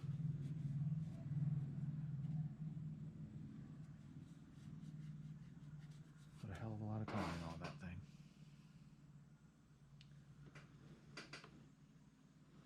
Okay, that's way too nice of a little detail to smooth out, so I won't. I don't like having all this extra. Really want to put it in here, because I know there's got to be somewhere I would. A little air pocket in the foam. I'll put some in that. How about that? That's a start.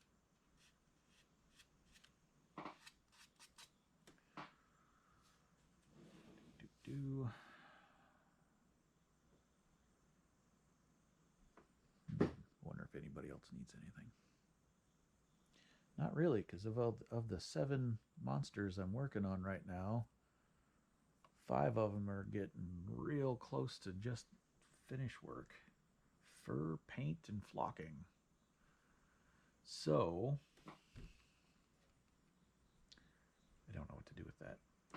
Oh well. I shall take my little rubber tool instead and do a little bit of detail work around these.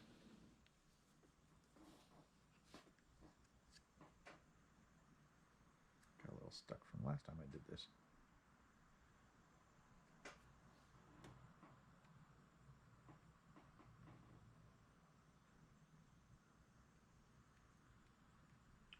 I want to go back in like this so it looks like it's kind of folding up around the edge of the fin here. It can give me a opportunity to make it dusty apparently. Oh well, doesn't matter. I'll paint it in a minute anyway. By a minute, I guess I mean tomorrow.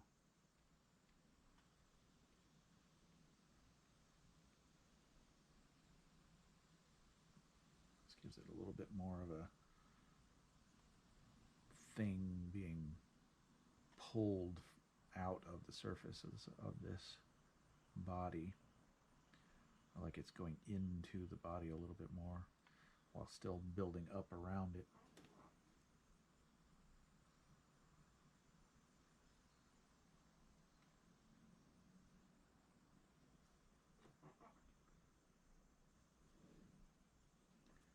I kind of want to just give it a little bit of detail just because.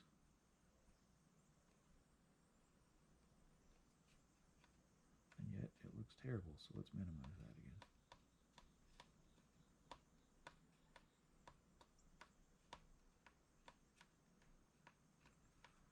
Sculpting. I love the additive, subtractive stuff so that when I do stuff I don't like, get rid of it, keep going.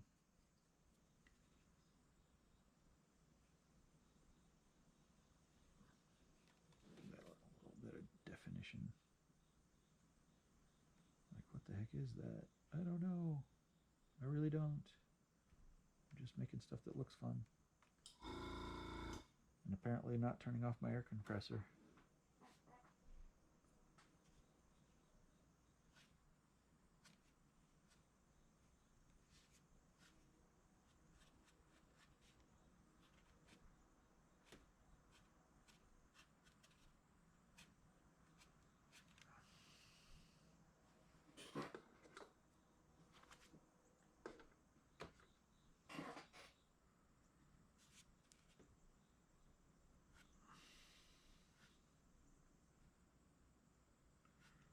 I want those wire brush scratch marks on there, but I don't want them to be too crazy.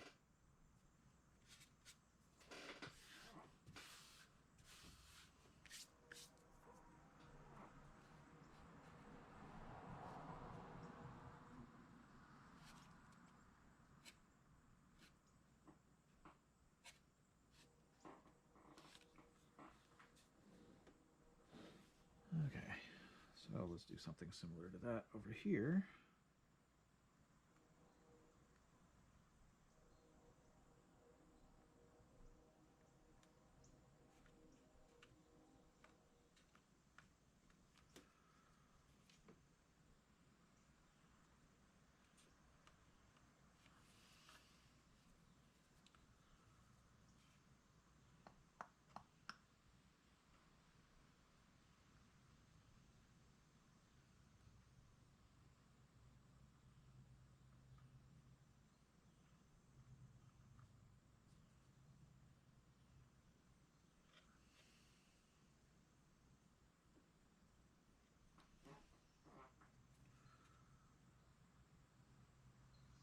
Seems to be a little pit in the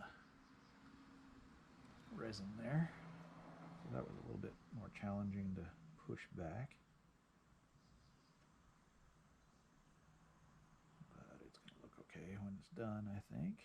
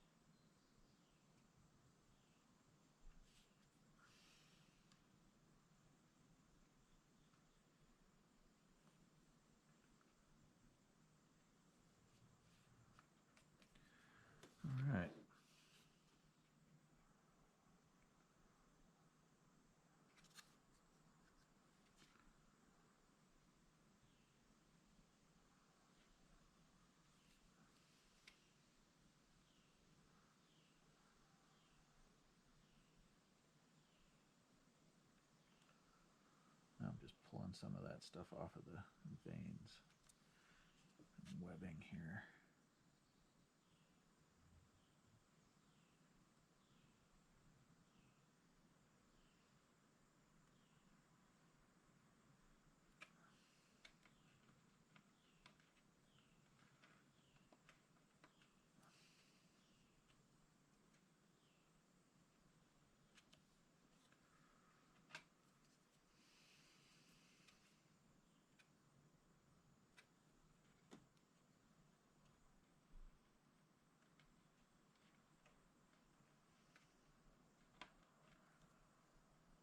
Fingernails are great. Too bad I don't have any. I say that, but it's not like I'm ever going to put up with having them anything but down to the quick. Bugs me. Can't take it.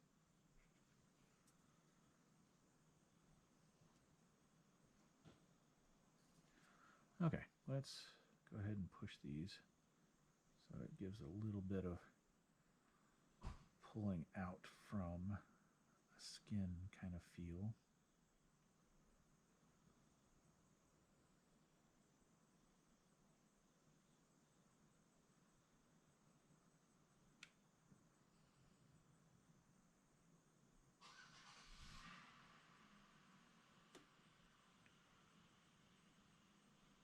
There we go.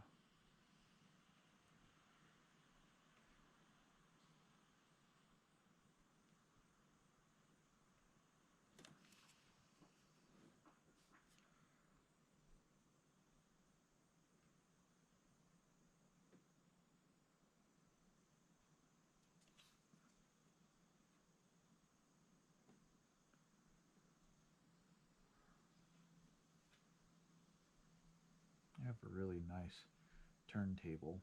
It's a Lazy Susan, if you could, I suppose you could call it, that I made out of a heavy pivot, but I use this instead apparently. You use what you've got on hand, and that's all the way across the garage from here, and that's just like I'm not going to be lazy. What the heck?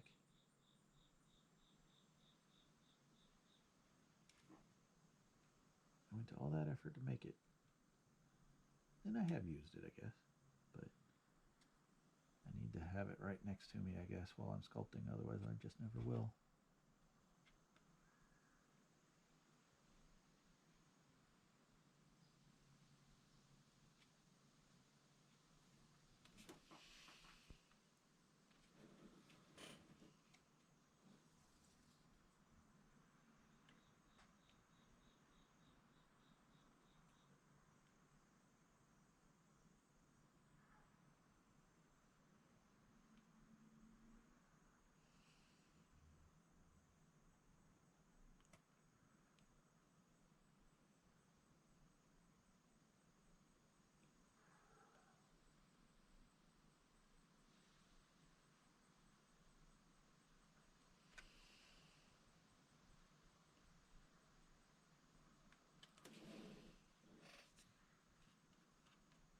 Take my thumb and just kind of soften that edge. Some of the areas get to be really sharp, and that doesn't seem like fleshy kind of stuff if you didn't let that go.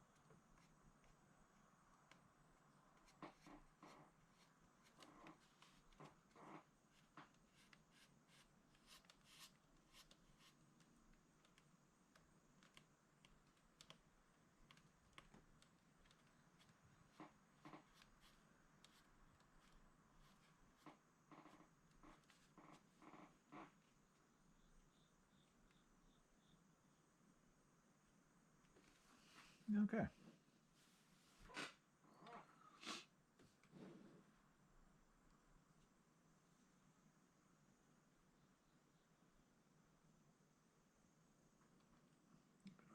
weird bit of detail up here, like it's some sort of natural blending of folds or something.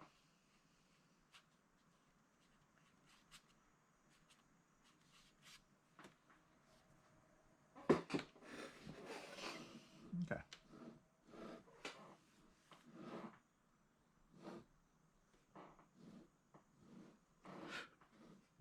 Hiccup, excuse me. Okay, I think that'll do it for now.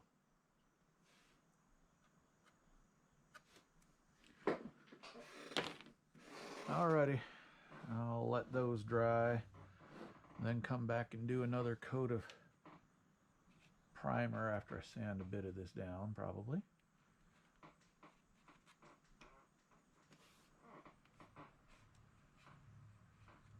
If I did a good enough job smoothing, it wouldn't be. Wouldn't be something I have to worry about. All right. Cool. So, put that back on the wall for another 24-hour. Come back tomorrow afternoon maybe sometime and give her some more prime. Clean up the edges of some of the gills and get ready for some paint. Okie dokie. See you soon. I'll do a different project here in a minute. Peach still out of there.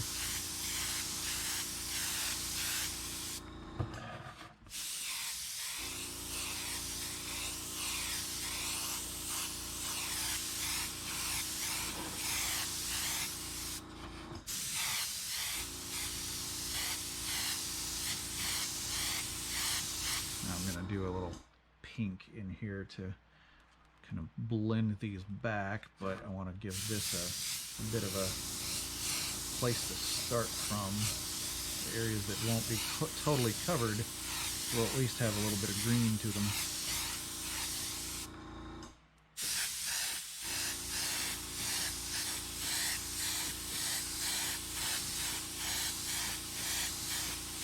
I want to leave a little of that gray in the middle just because it looks good with the gradation a little bit. Gradation? Phrasing.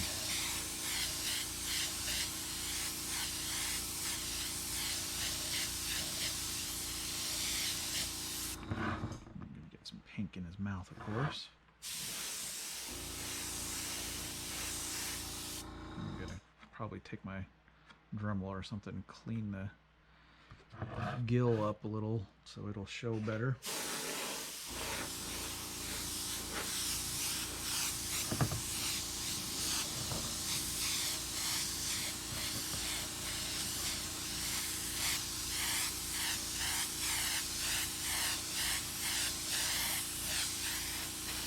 And we're getting either plugged or out again.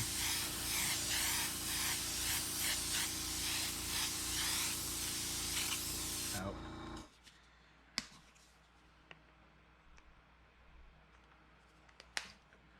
All right.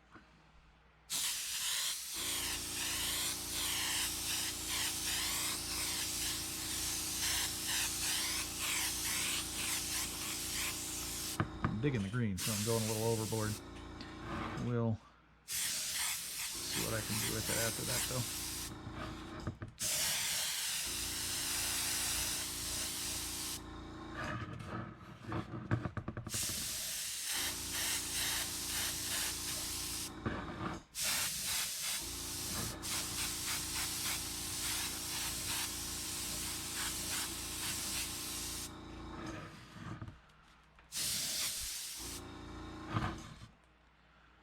Okay.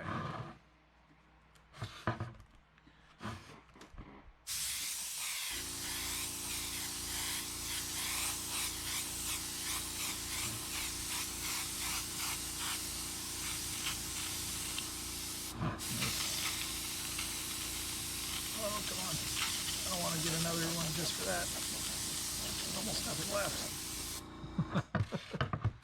Okay. Maybe a little more green in here. I don't know. Having it slightly different on both sides is kind of a thing of mine, so I don't want to go too much with it, too accurately. Okay, so let's clean out the green.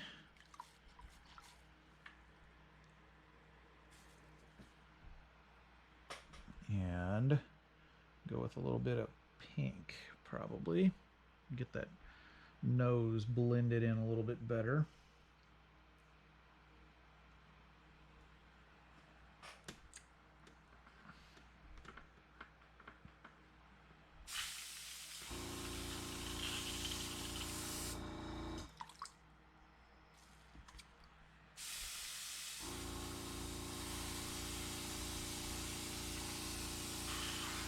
That's better.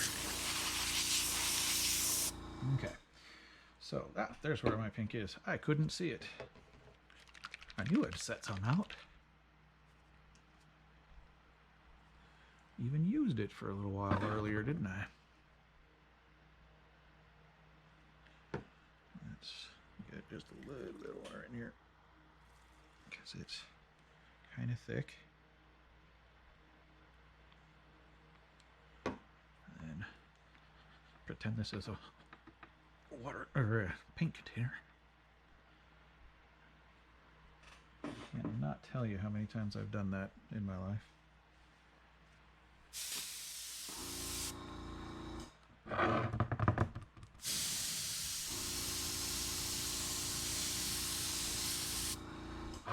Maybe a little too light of a pink. So I'll just do a couple flanks here and probably change to a different color. Yep, that will be okay for some of this though.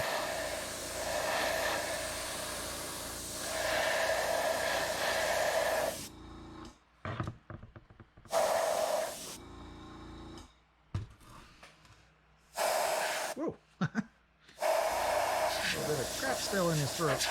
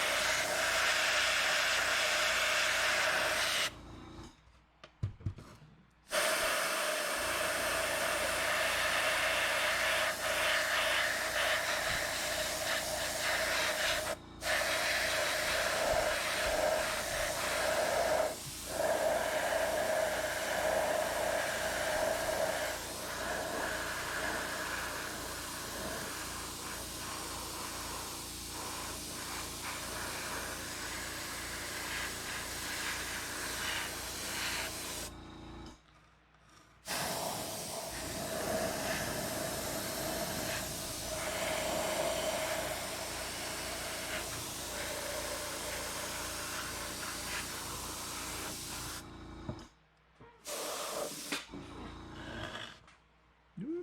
I probably just dragged his chin by accident. Oh, good. Didn't do anything important. Good, good. All right. So that's just a bit of a little bit of pink in there. We'll come back and see if I can find a color that's closer to that now. Because that wasn't what I wanted. Let's put that back in the right spot. Okay, so that may take me a few minutes. So instead of making you stare at an empty table, monster on a table for a little while I debate colors, I think I'll cut this off and start a new one when I get my stuff together. All right. See you in a little bit. All right. So I debated and even did a little test and decided, you know what? I need to do a little bit of red on the inside of the mouth. Let's start there anyway. and it seems to be a fairly decent color to go with the snout. So we'll see. I may put it on and then do an antiquing kind of wipe off too, so it's not quite so dramatic. But let's make sure I don't put my fingerprints all over everything.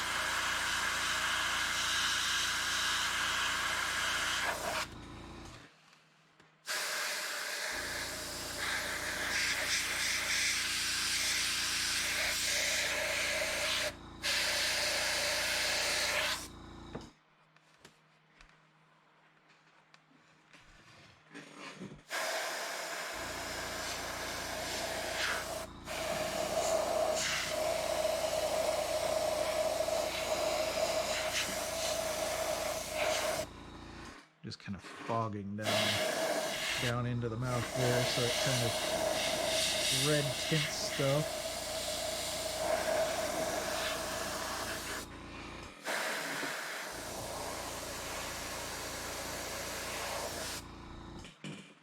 Oop, wipe that right off there.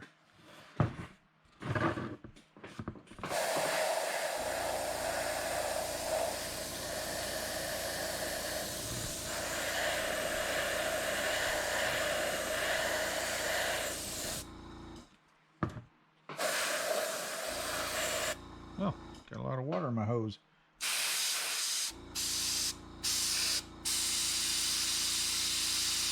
Boy, I really do. Look at all that.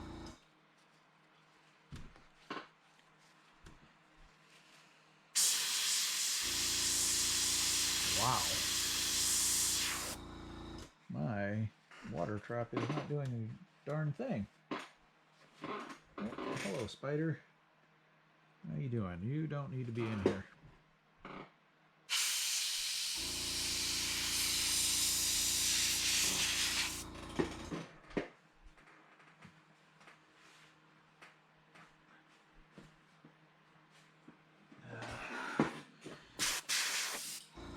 Okay.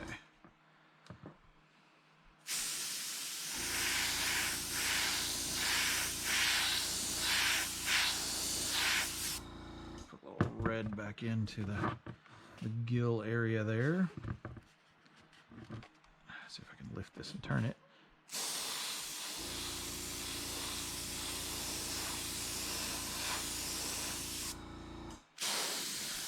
Oof. Boy, that water is messing me up.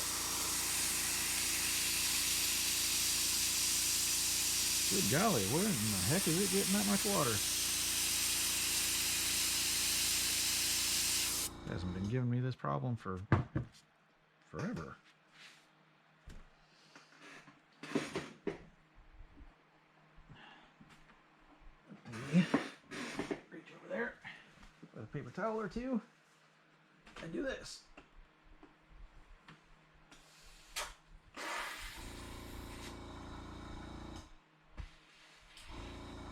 That, if you're familiar with how these things work, is me opening the valve and letting the water from the water trap spray out into my paper towel there. Hopefully, it'll keep it from doing this too much longer.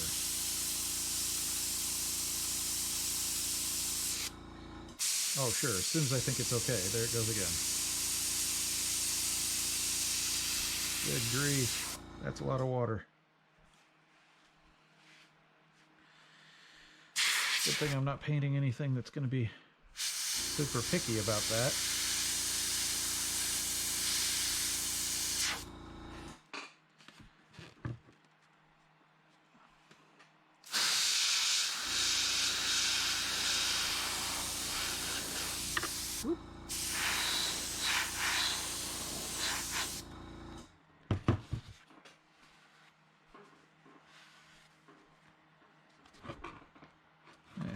probably need to clean that back off anyway. But this will give a good reddening to the edge anyhow.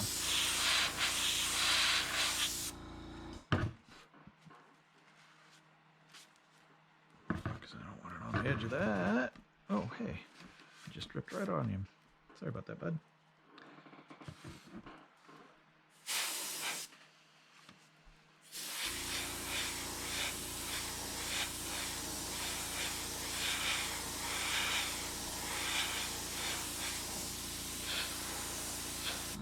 Very yellow. That's interesting.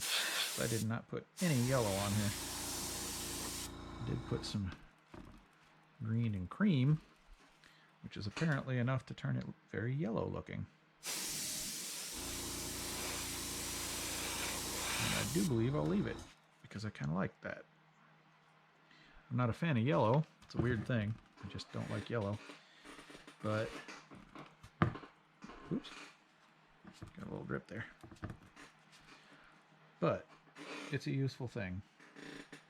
So, yeah.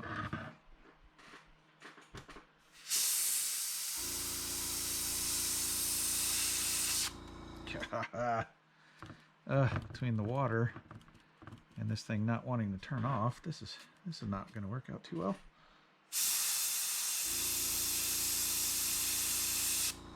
Good grief.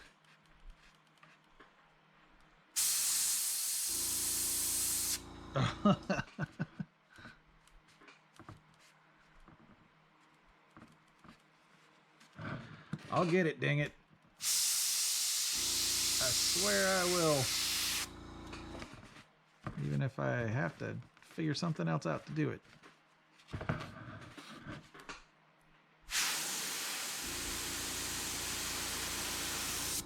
I want to do this really small and tight, but I'm going to have to settle for a wide, long shot at it so I can minimize the moisture sticking in there.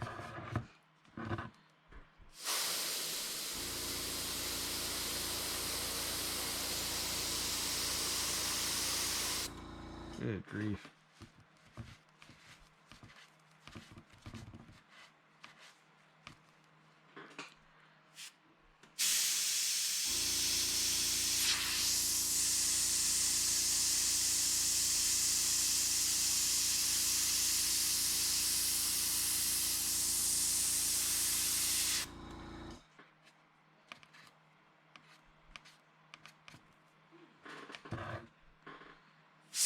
Just take a paintbrush to this. It's probably going to be easier.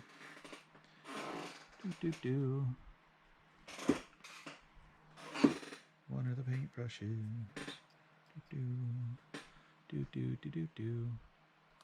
Oh, this is watered down too much for this. That's why. At least partially why. Just going to drop some of that in there so it'll settle into its edges.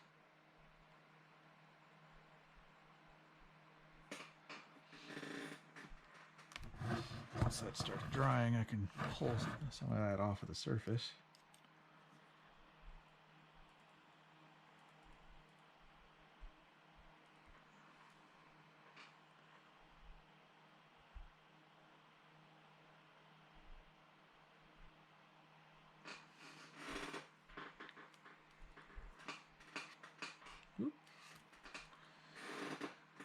Okay. You know what? Just for the creep of it, I'm going to put some in here too.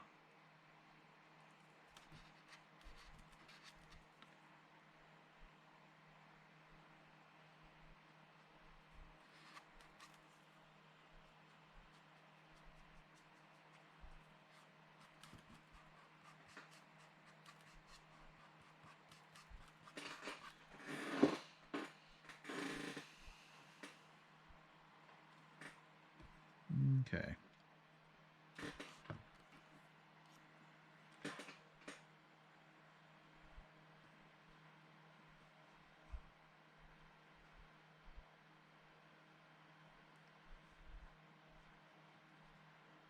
Redden that back up. all I really have to do is clean that plastic off, that paint off of the plastic, and it'll be okay. But I wanted to see what I could do with it this way.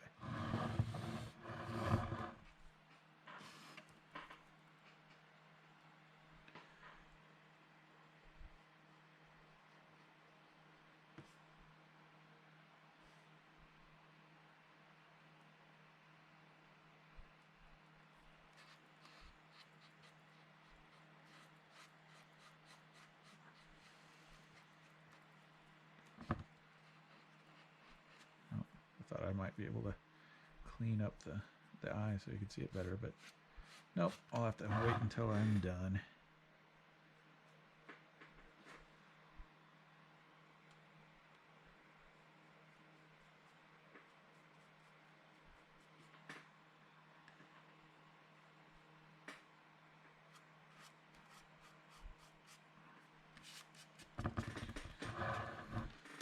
Alrighty. Let's just see what this does to this stuff.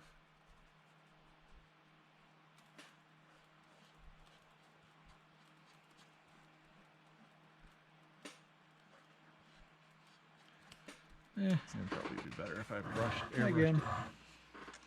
So in the intervening time here, I sprayed over. Thinking about color comp, I sprayed over the nose with some yellow and kind of a yellowish orange, and it was awful. So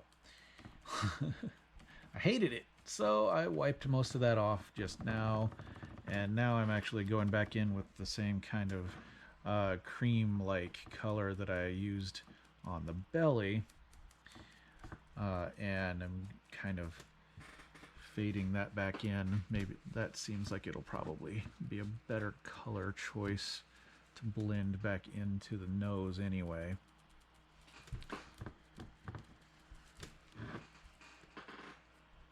So we'll see. And I watered it down quite a bit and then ran over it too wet and got rid of almost everything I did just a minute ago in my test before I turned the camera back on.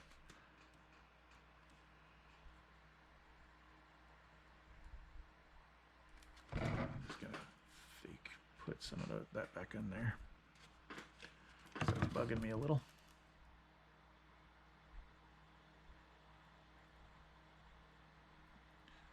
Now it's going to be knocked down quite a bit by that antiquing black wash I'm going to do here in a little while again, but at least this is kind of brightening the mood a little better, blending things in a little better too, I think. So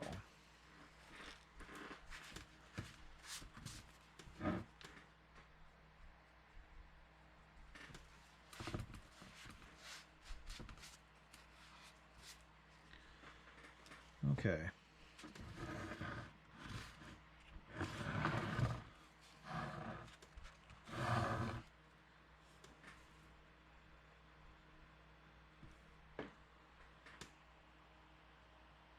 A little too much too fast there.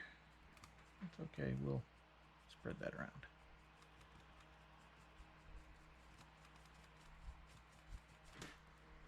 And then we'll wipe it off.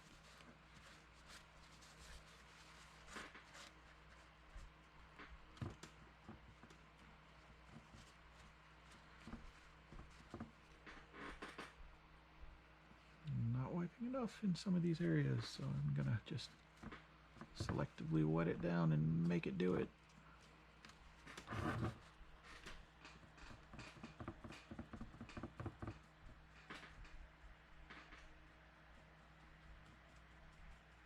Give this nose just a glazing really quick.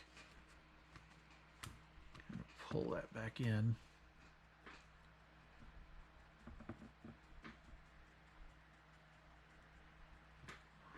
Whoop, don't want to knock that over.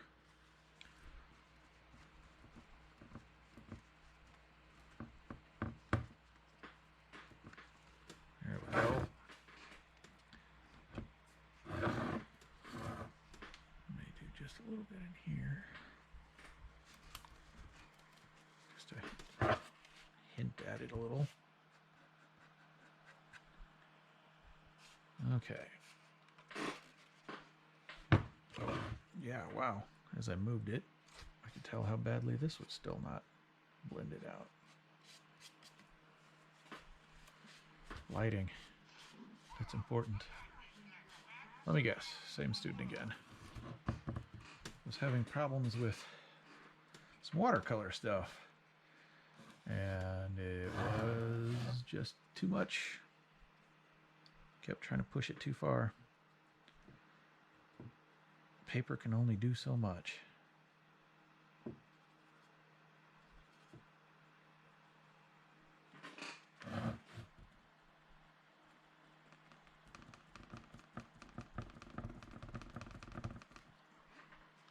But they're learning. They're learning really well. Oh, that became really pink.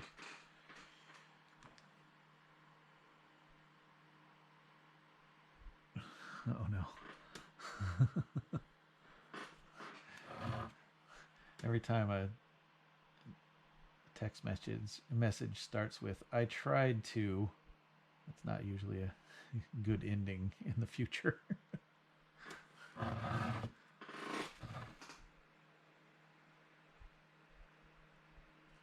Kind of flesh toning this a little bit more. Kind of splotchiness. I'm hoping for just a subtle little bit. Okay. Let that dry. And I need to airbrush black into the mouth here so it deepens and darkens that up a little better. Then I can clean the teeth off, and well, I'll wait for that actually. I may do a coating of the probably a gloss acrylic medium over the whole thing so that it gets a coating, makes it a little bit more translucent, but it'll also settle down and kind of smooth off the surface a little bit. And it would also allow me to paint down acrylic on top of it to get a bit more translucent color. So that might be what I do next, after I take care of that student. All right, it's almost midnight, so I better take care of it before they're going completely insane. Oh my gosh, I need to turn this in. Oh no, oh no. Alrighty. Let's clean that out a little bit. And that'll put me off for a little while. So, okay, see you in a little while. Again. Okay. It's midnight. So, if they're not done by now, forever hold their peace, I guess. Never works out that way with students. I'm sure I'll get emails about, oh my gosh, I'm so sorry, I missed the deadline. And, you know, I'm a softie, so if they have a decent excuse, I'm all about giving them a shot. Speaking of shot, I've got this template for scales here. I think I'll kind of ghost in a little scale action. Just kind of hint at it a little bit.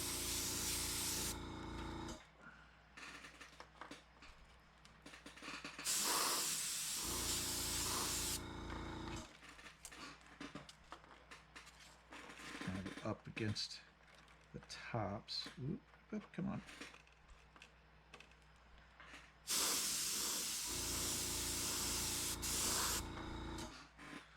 Kind of like it'll give a little bit of a highlight sort of feel, maybe. Let's give it a little tighter ones up here.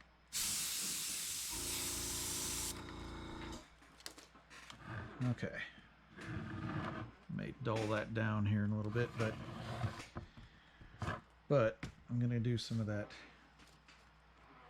medium over the top of it, so that might make it a little less obvious.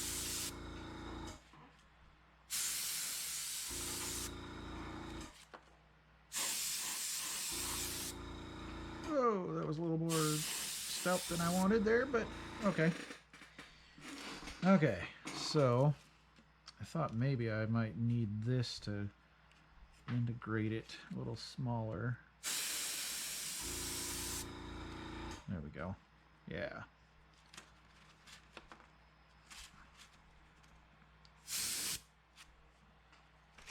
Yeah, there we go. That still gets the same idea across.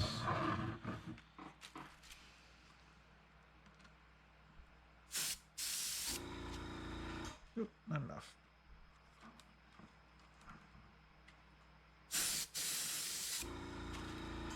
A little bit.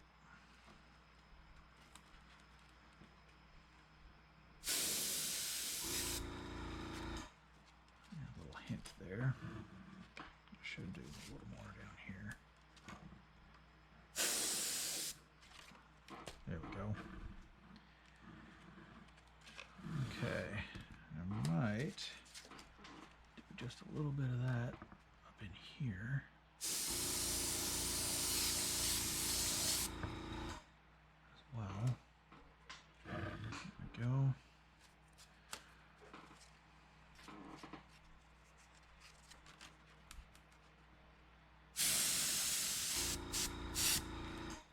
Oh, crap. Accidentally fogged up there. Did not need or want that.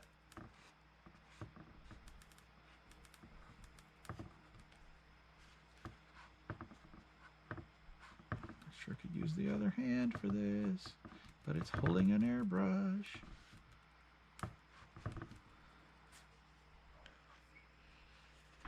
Now it's my mouth.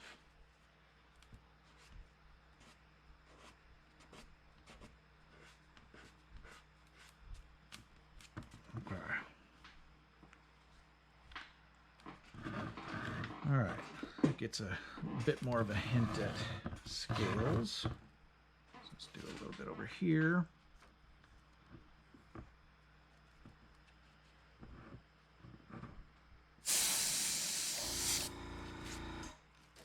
A lot more than I meant to.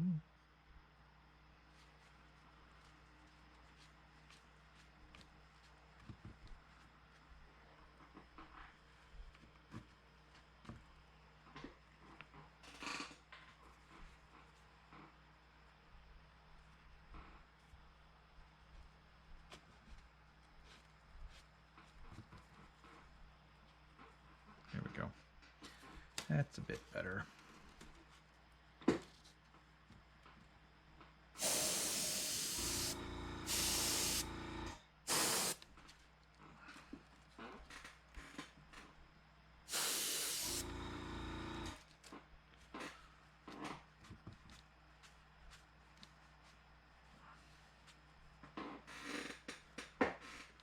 Okay.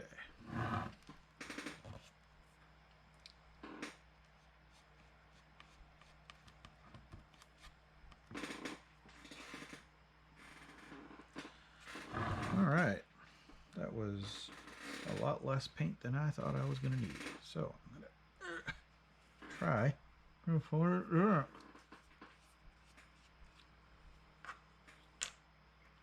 don't want to waste any more of this than I have to.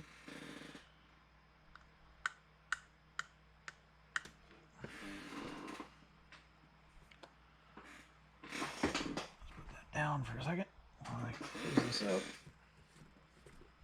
Oh, I got paint on my pants. Should have worn old pants for this. Always should. I know that.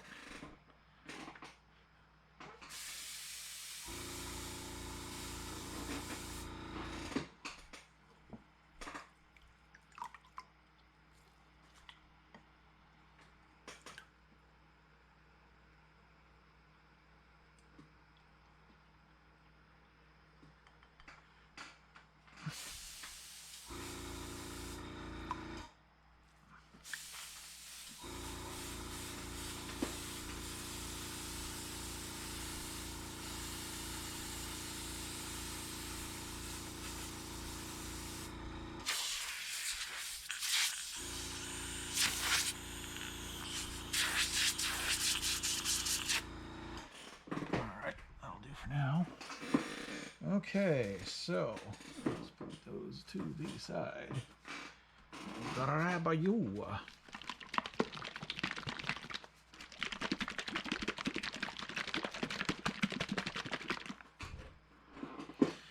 All right, so this sucker is about to get glossy.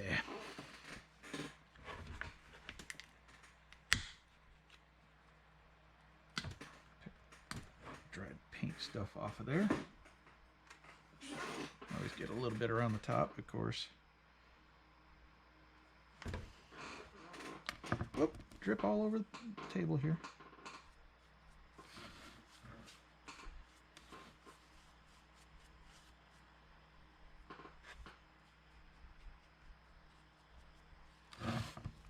Well, that makes it look really blue. It better not look like that when it's dry.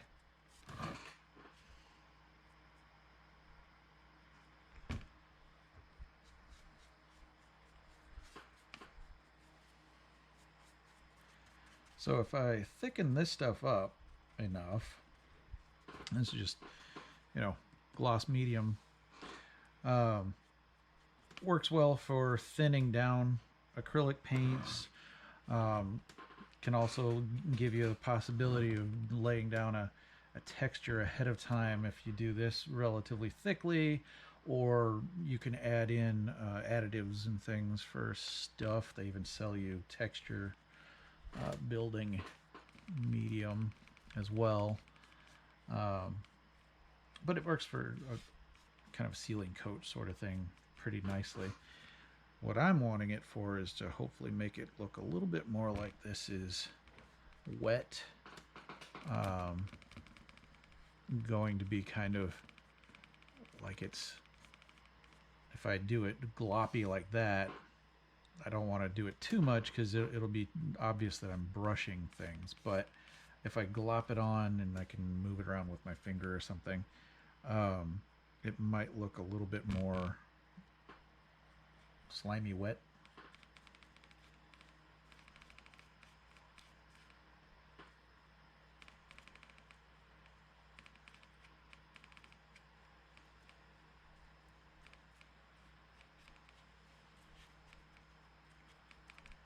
Down in that crevice there. That can help it kind of build a little thickness in there so it looks more wet.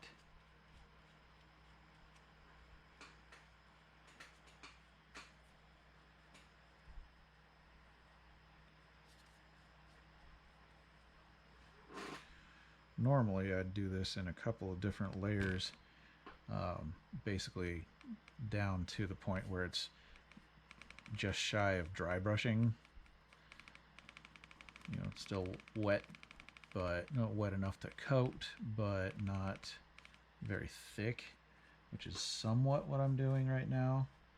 But I'm not going to be as concerned with it being really evenly coated, because in the long run I really don't want it to be too evenly coated.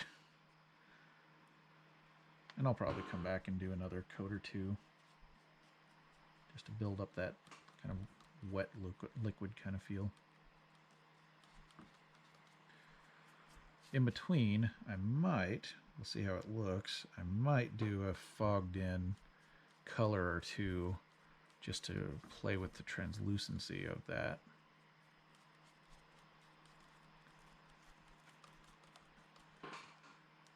Coating that gill, but I might just clean that paint off of it and let the plastic shine through. But I can always take the paint off, so no big deal.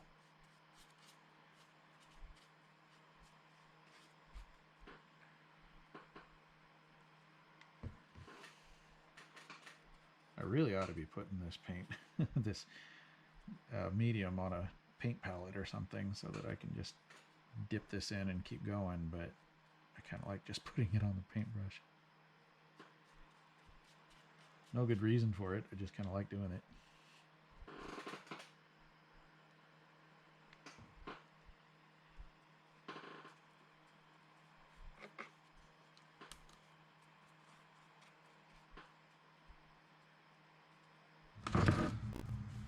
Trying to make sure I get all those. So I left this coat of the clear gloss liquid gloss medium. Jeez, blah, blah, blah, blah. Haven't woken up yet today. I left it on and let it dry overnight, and you can see how glossy and wet kind of look it can give it. But you can probably also tell that there are a lot of areas that, of course, soaked in enough to the stuff that wasn't sealed up that will need at least one more coat in order to get that way. But I'm thinking at this point it might be 2 coats at least more, just to get it all nice and wet looking. So without further ado, I'm going to do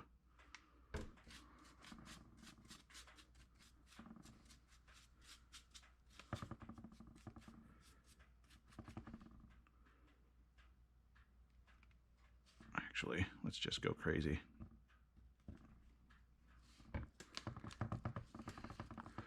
I want it really thick anyway, so pouring it on might not be such a bad deal. Oh, I also, just after I cut off the camera last night, blew in some black paint into the middle of the mouth so that it would be a bit more darkened and not quite so, hey, look at me, I'm pinkish red.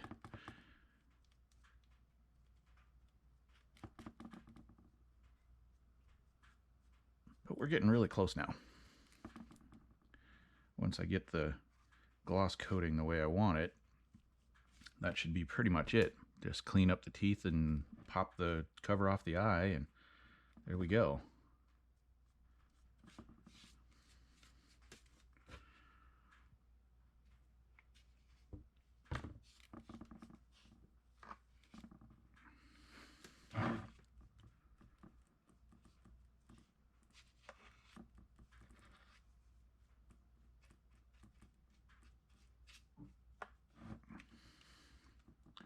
I'm trying not to leave any obvious brush strokes, even though it'll start getting clear and you probably won't see any of that.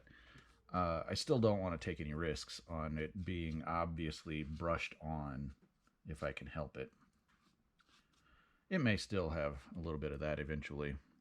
With multiple coats building up like this, it might end up being a little bit brushy, but we'll see. I'm also really still super tempted to glop it on enough to do that kind of a drip thing with it once it's hanging on the wall, so it looks like it just kind of has some of this stuff dripping down off of it, like it's still wet and just hung up on the wall really quickly, or that it's still alive is what I would really love for people to think instead, because I don't really like the idea of I'm making like taxidermy mount heads for these things, but I'm not really wanting it to be like, hey, look, I've hunted down and killed all of these rare creatures. That's not really what I'm going for here. It's more of the nature preserve, like the kind of informational center kind of thing, where yeah, you've got like Yellowstone and all that has all these mounted heads and all that, but it's mostly supposed to be for educational purposes instead of, you know, trophy hunting for ego. I'm not a hunter. You can probably guess from my phrasing there that I'm not all that into that idea too much. Hunting for food is great though, but just hunting for this thrill of killing a living thing, that's just terrible in my opinion.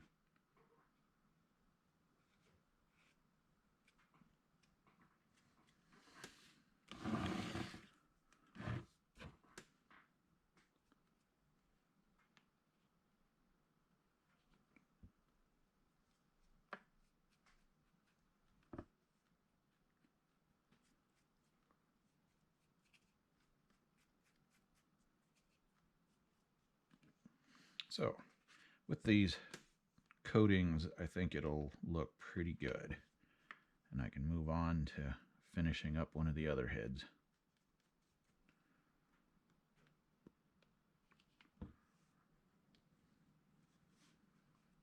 I just had a wave of thought. Oh gosh, now that I'm getting close to finishing things, I'm going to have to figure out what I'm going to do next. Oh wait, no, I'm not. I've got, geez, heck of a lot more to go for this wave of monsters. As I look around and look at the massive water cow or whatever it's called. Dang it, I've already lost. There's like 4 different monsters in the United States that are all about some sort of an underwater cow or buffalo kind of thing. That like, and I always get it. So it's so overwhelming that I just forget entirely what they are all called.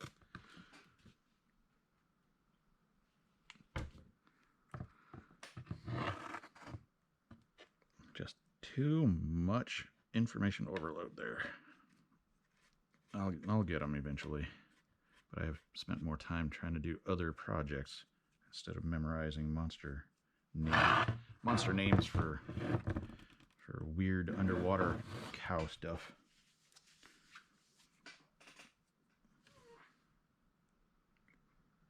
I mean, I've got, what is it, like 630 something monsters at the moment.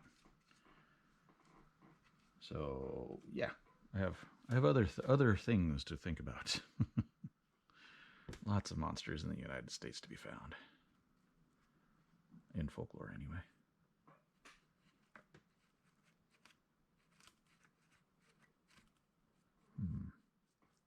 Let me take a little more attention down in there.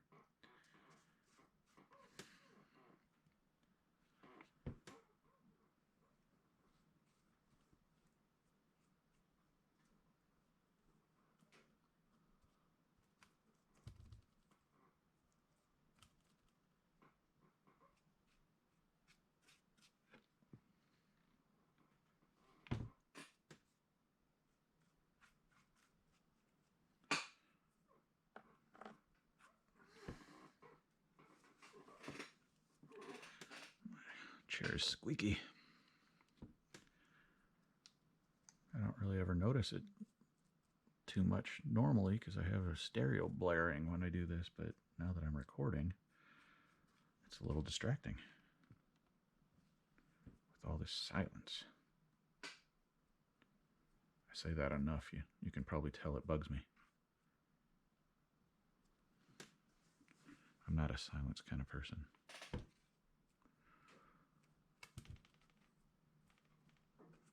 I love how this is treating the nose.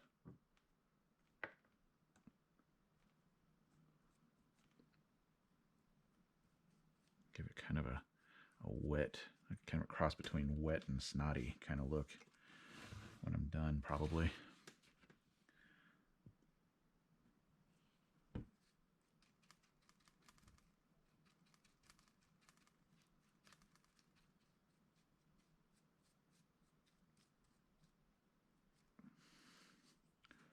I really wish this gloss medium was cheap. Sadly, this and matte medium are not the cheap things. And I have to use a lot of it, as you can tell. As opposed to airbrush paint, for instance, that I can take a handful of drops of that and coat a whole big area. This stuff, on the other hand, takes a heck of a lot of stuff.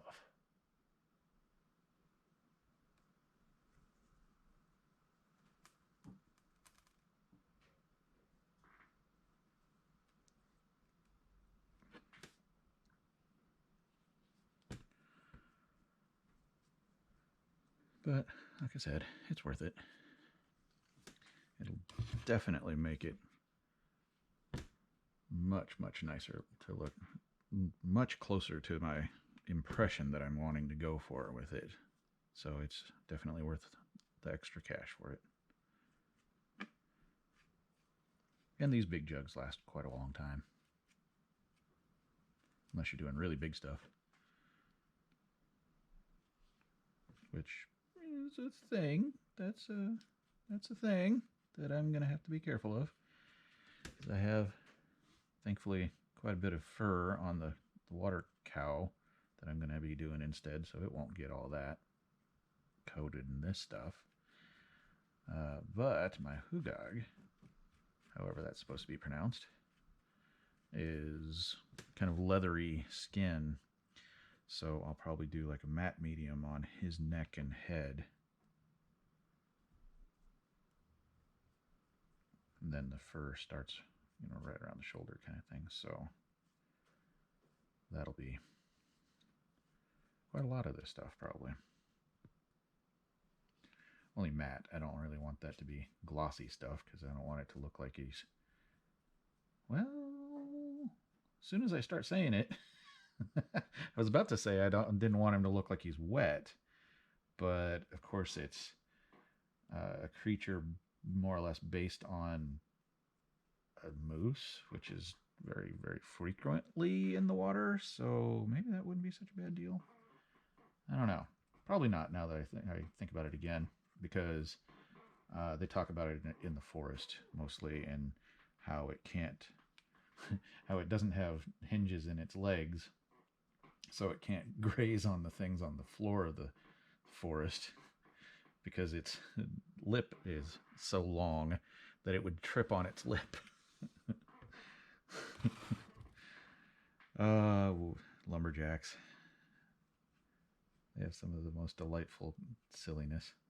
Oh, that's just water. Oh, big deal.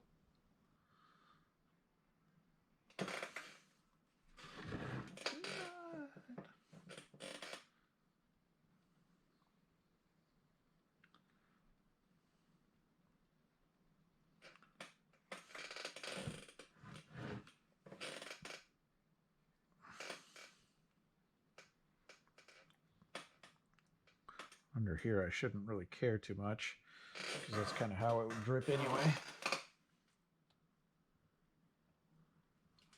Okay.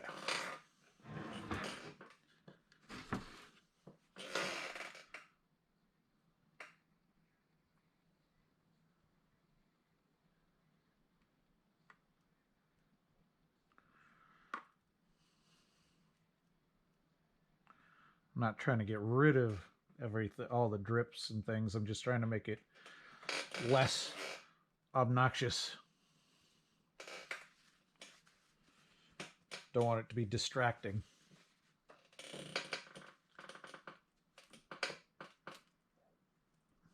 Pull a bunch of it out of that eye socket there so I can cut the covering off when I get to that point, which is very soon.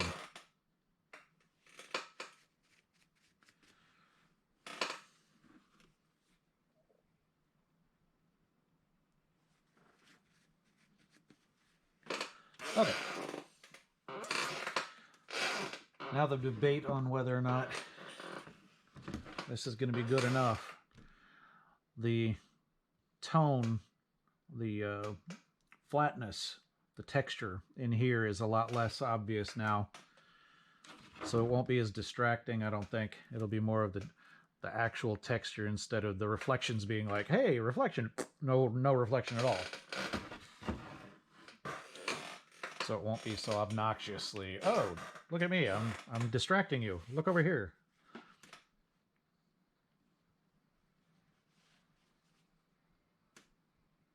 This drip that got on the tooth. Gotta be careful not to coat this thing in the Vaseline that's on that tooth, though. Otherwise it will not paint very well. So, you might start spreading stuff on things that will never take paint ever again. Okay, so you're pretty close. So, I'm going to set you to the side again. Beside my drying devil monkey. Yeah. Okay. Well, my big bear friend, I think, you can't even see it. It's so big now. There we go. Might be your turn now.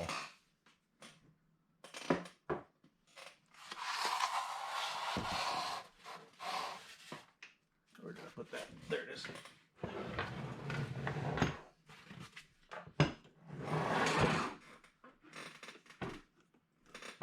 So, with this big old bear, I did all sorts of work to him.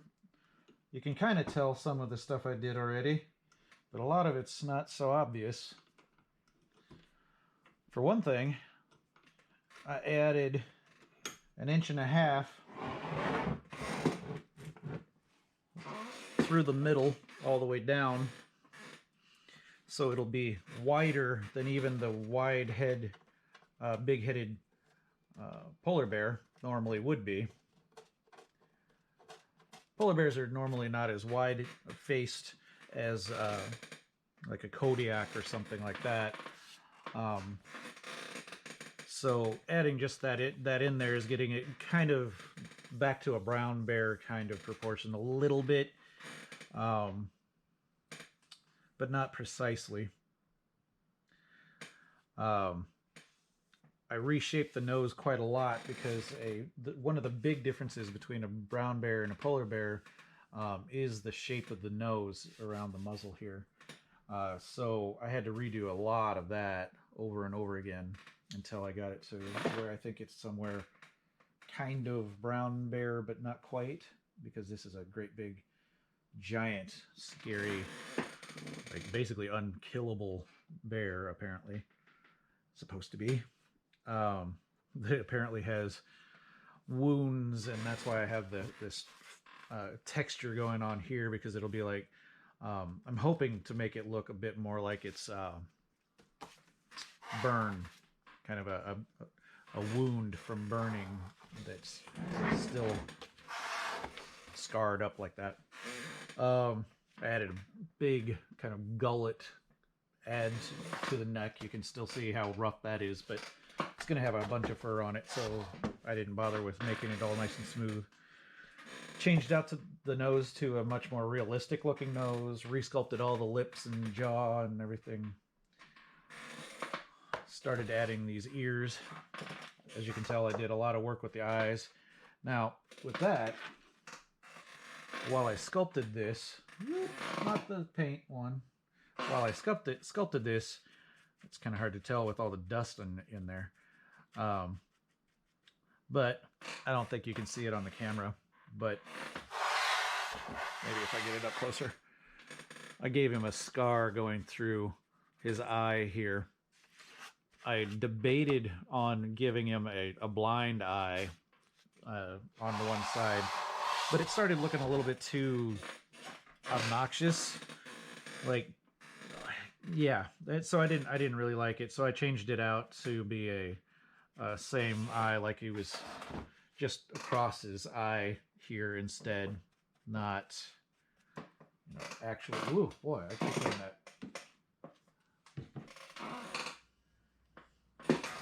Just wash out those eyes a little here.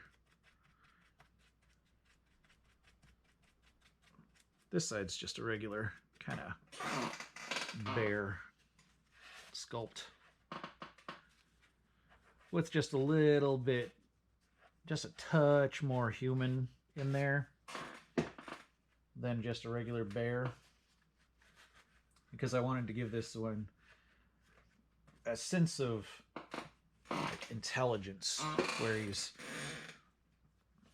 too smart for all these dumb hunters coming after him and all that kind of thing. Yeah. So yeah. I left all this rough in here. It didn't even fill it all in and smooth it, because again, I'm going to cover all that with fur too. He still looks a lot like a polar bear, especially with the cranium length from the eyes to the back of the skull here. Longer is this long length is more of a polar bear kind of thing. A brown bear tends to have a shorter, squatter back to the skull.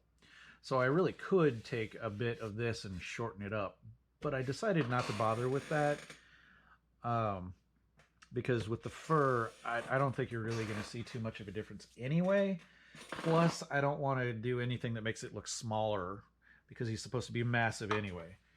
So, I just left that.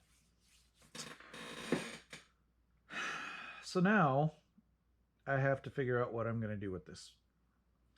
I think the first and foremost may be to clean it up and do a full-on primer over everything. That'll give me an even kind of thing. I noticed I didn't even smooth all that out because I'm going to put big fluffy fur on like my devil monkey. Except I may have, instead of with the devil monkey, the fur going this way on the face, so it'd be this big floof kind of thing. I think I'm going to lay it on so it'll go that way and it'll be more sleek. And I can always fluff it, but it'll still kind of have that movement that way more. Anyway, so I think I'm probably going to cut off the video. Well, no. I'm going to silicone, or not silicone, Vaseline his teeth, like a beauty model or something, or a beauty pageant model. Contestant, that's the word I'm looking for. So that it won't take paint, and I'll be able to clean them off again. So, even though this has been, as I stare at the camera, I look at it, it's been over 30 minutes of video, but that's not all that long. Surely you're still with me, right? You say, no, I'm not still with you, because you're obviously still with me if you heard me say that, right? Where is my little brush that I use for that? Oh, there it is. Well, I knew I was putting it to the side separately since it's not going to be good for painting anything else with.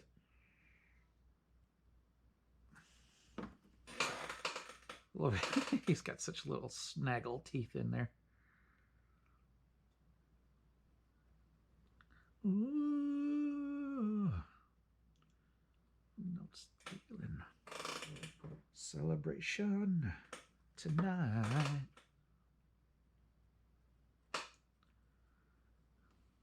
I don't want to get any of this on anything else, otherwise it won't take any paint at all.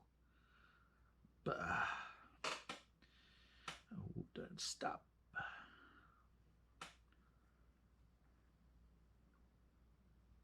want to make sure it's thick enough on there that it won't take paint.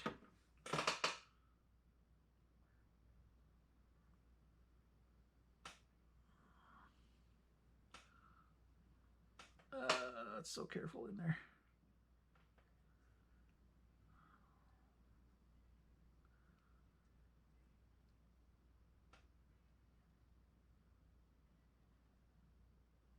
Okay, that should do it.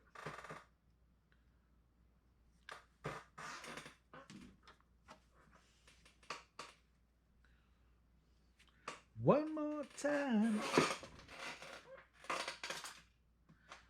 All right, that didn't take too long. So I'm going to take this out into the dry.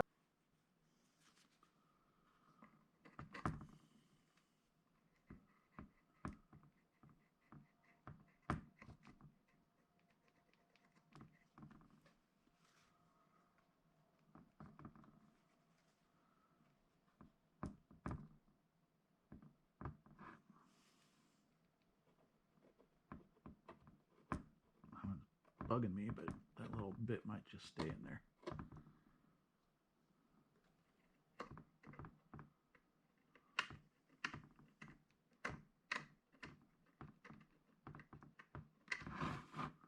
It's getting cleaner already. Like I say, I hesitate to brush them too much with the fabric here, because it might be too nice and clean and look super fake again. But I also don't want them to be weirdly too coated, and especially not looking just like the paint colors all around them. That would be really weird.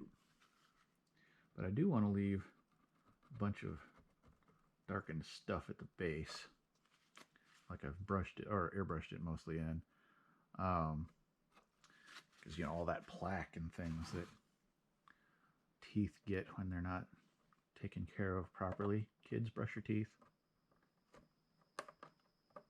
Like really, right now, like just sit there with the phone and brush your teeth while you're watching or something. Nobody minds. It'd be cool. Like, it's a thing, you know. That's what we do now. Because believe me, you don't want to go to the dentist any more than you have to, right?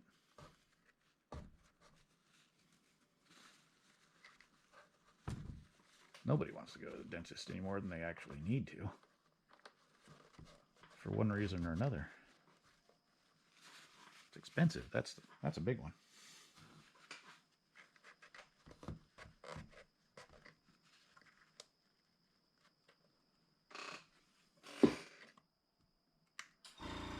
And that's my reminder to turn my air compressor back off.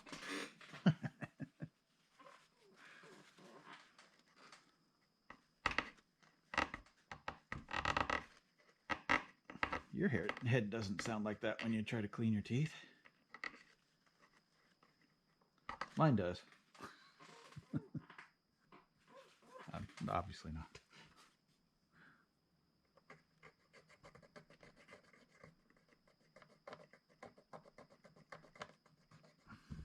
I really want to hold on to him tightly to do this, but it's still a little wet for that.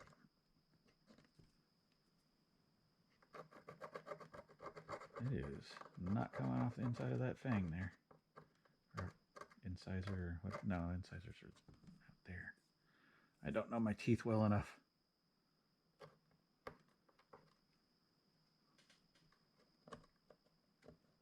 Canines are on the top.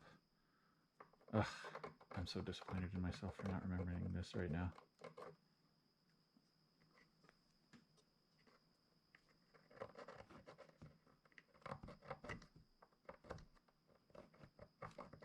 So I'm using this really soft part here for some of it, but this is also a relatively soft but much more rigid plastic that won't go scratching up and cutting up my teeth here, or his teeth, its teeth, whatever.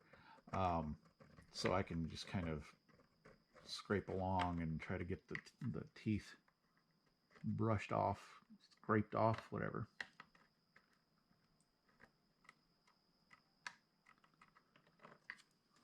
Guess I don't really need this on, do I? That's a heck of a bright light shining on there. Turn it this way so you can see what I'm doing a little better. Scraping along inside here.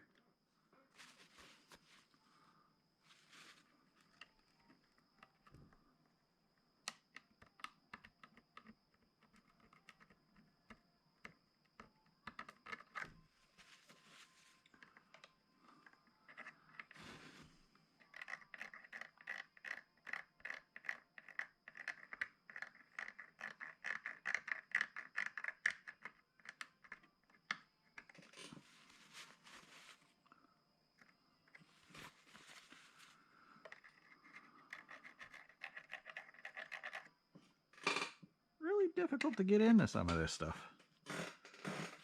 This is always one of the most challenging parts of these.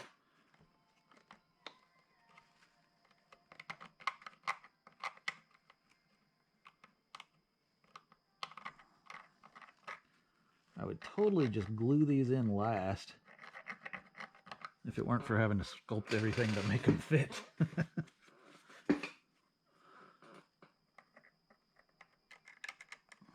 Same thing for the eyes. Like, I would totally just glue that in last or something. And I totally could if I made these out of a soft pliable plastic, or a rubber or something. Like I did that with expanding, flexible expanding foam that I did with a couple of heads, a Monster and Pixie. And they're pretty easy to deal with. the Tenjoname, Japanese sealing liquor, roughly translated. He doesn't have any eyes, but he does have teeth that are just a flexible foam though. So I didn't really have to do either one of those things with him. But my Pixie, of course, has eyes and teeth. And she had to have, I put some taxidermy eyes in for her too. But it was great because the way I molded it, I could just cut the, oh, it sounds horrible, but I could cut around the eyelids. I have an eye phobia, so this is really hard for me to even say. But take that out and take the foam part out of it, and then I could trim it well enough so that I could just slip in, kind of pull open, and kind of like a contact lens, put the eyeball inside. Worked out really well.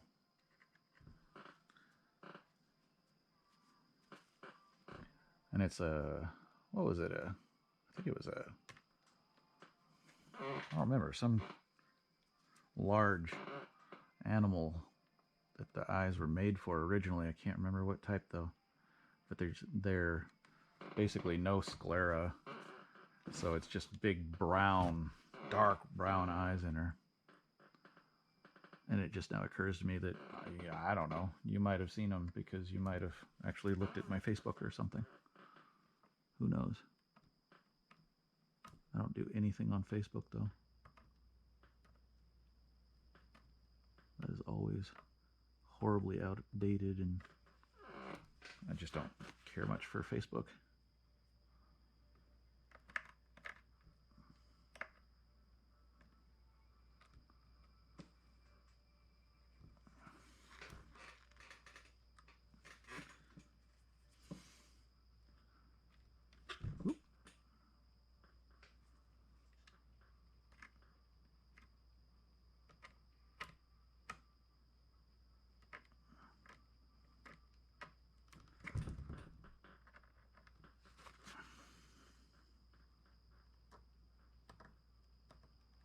There we go. That was a big chunk.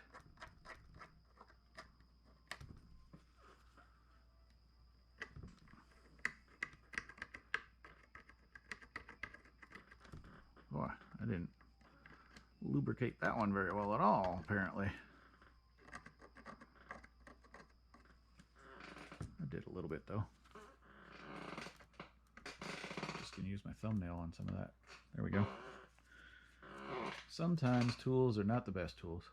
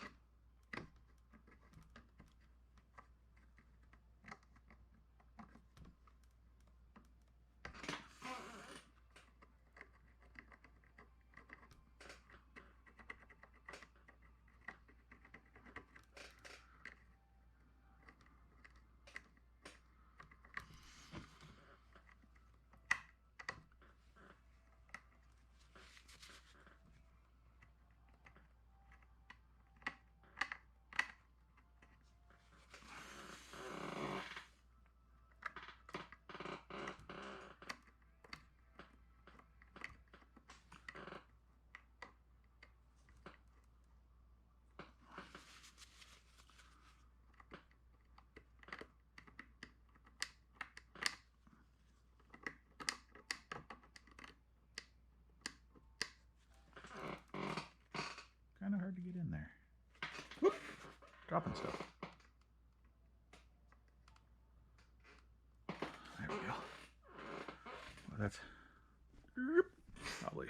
probably not. Oh, hey! Don't want to move that too far or too fast. I'll knock over stuff. That's what I get for putting everything on the floor. Anyway, so still a little on the dirty side here, but it's getting better. All the hard stuff's coming back in here, though. If I can get it, you can see how well it just pops stuff off when I put the Vaseline on it well enough. It's just kind of a problem of getting in there.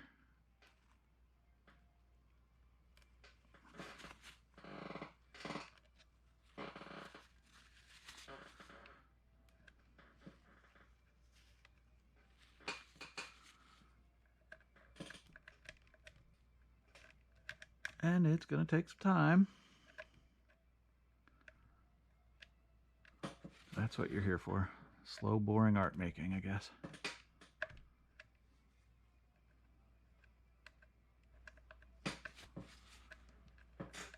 Slow, boring art making of exciting monsters. At least I think they're exciting.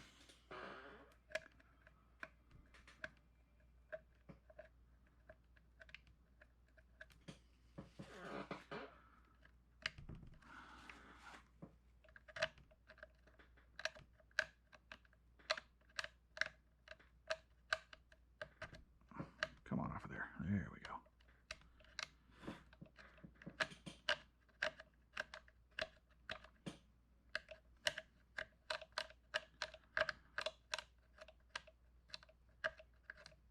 I tell you, if a toothbrush would work, I would do that in an instant.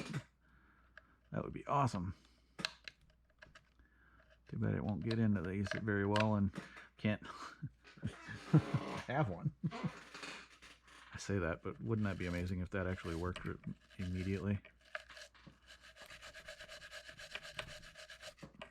Nope, not really. It's more resilient than the errant food particles that we have to floss out, or brush and floss out every day. Oh well. Thankfully, nobody I know makes a habit of eating paint, so thankfully it's not that bad. I don't suggest it either.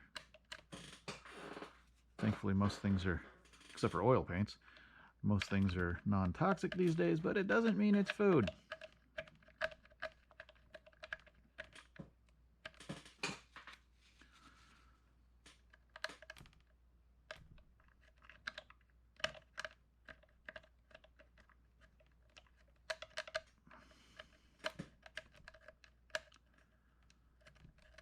There's a bit of a cap coming off of there. That's good. Probably not the best phrasing for what I meant there, but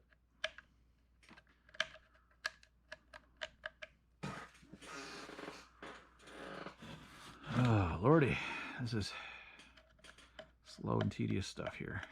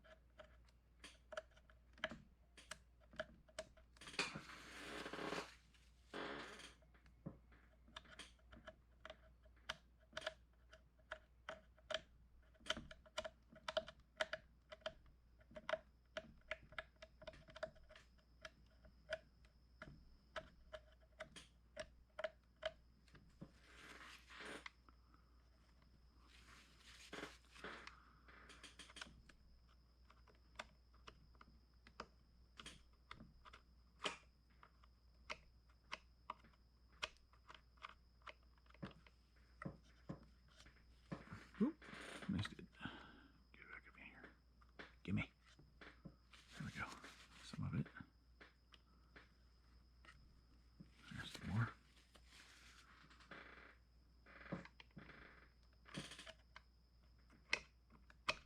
Oh, right, monkey face. Just realized. I was super distracted, but that can wait. Because monkey needs some face work. Girl, you need a facial. I don't have any idea. I'm so tired.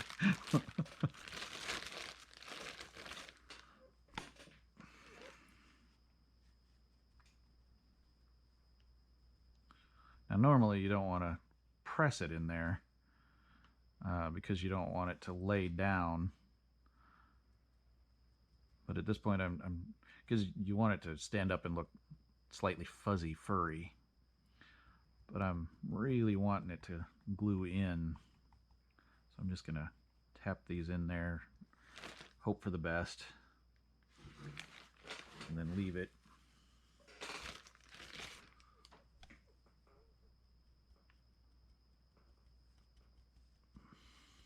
it should be okay, but we can always rework it.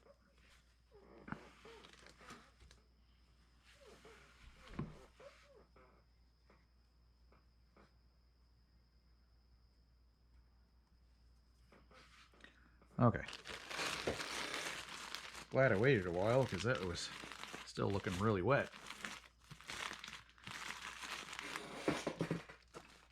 So now I know on small projects I have a lot more time to play with it. Except for the edges where it gets thin and I try to brush it that way. Look at this mess. Oh, I'm so messy. Yeah, his fur stinks. Oof, man.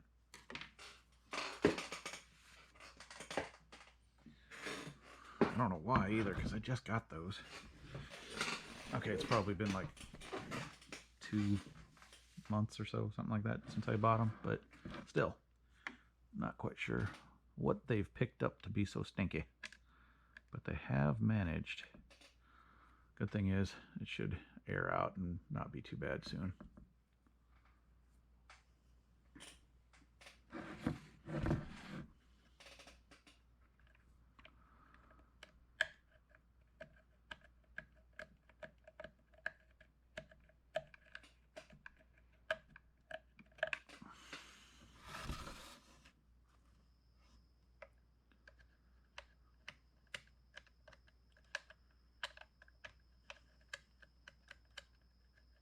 Well, there's a spot there that I'd like to get out, but I don't think I got any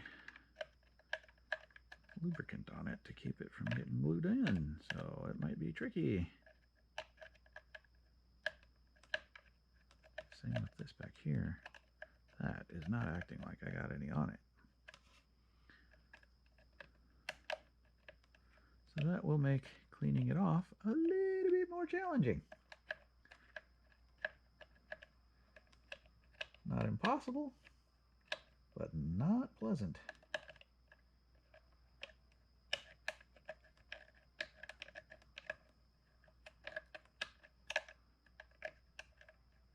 There's some pulling off, that's good. I can't even see in there very well. Sadly, I can see in enough to make it important to do it.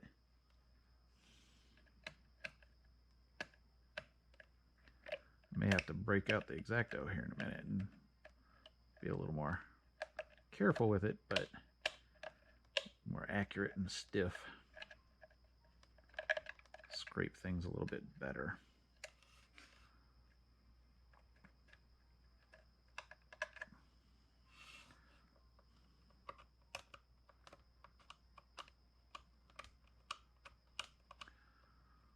I'll need the X-Acto for the eyeball anyway. Oof, again, that sounds horrible.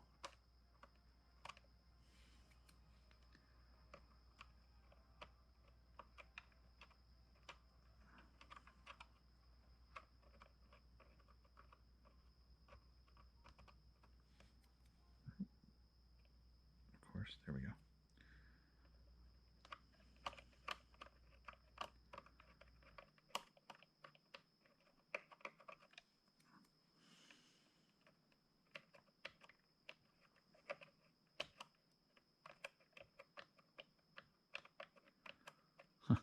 I just realized I pulled the headset off of one of my ears a while ago.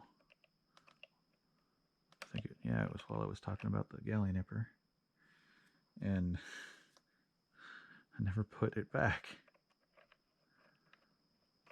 I'm listening to a Discovery mix at the moment, so apparently I'm not digging it enough to really miss having half of my head listening to it.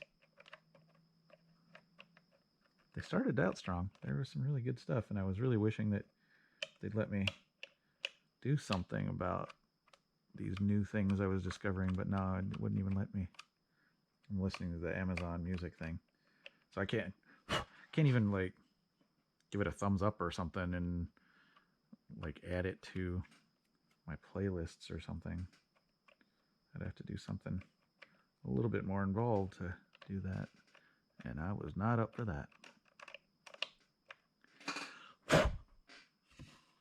Okay. So I've got a little issue on that side there.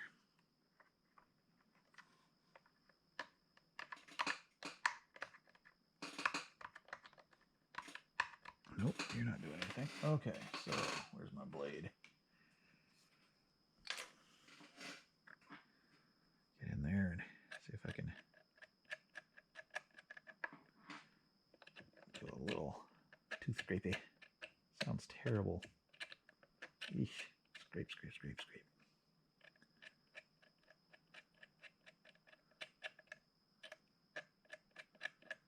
There we go. That got quite a bit of it off of there. I can use that to get into some of these tinier spots. I don't want to get into too many of the little tiny spots, of course, because you ought to have some cavities after all. And leaving those bits of paint on there would help it look a little bit like that.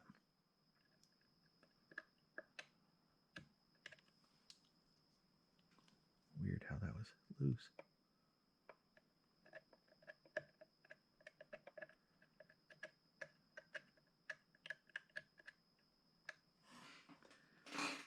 Let's see if I can get the outside of that tooth.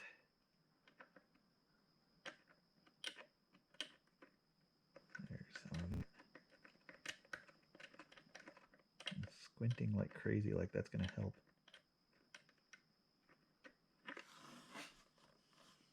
Wow, that's going to be tricky to get that skin thing off of there.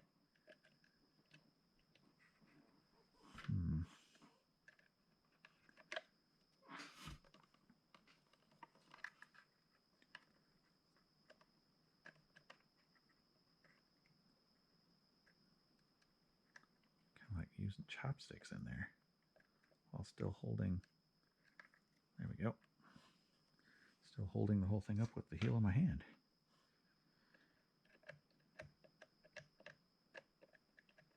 There we go. That's looking much better.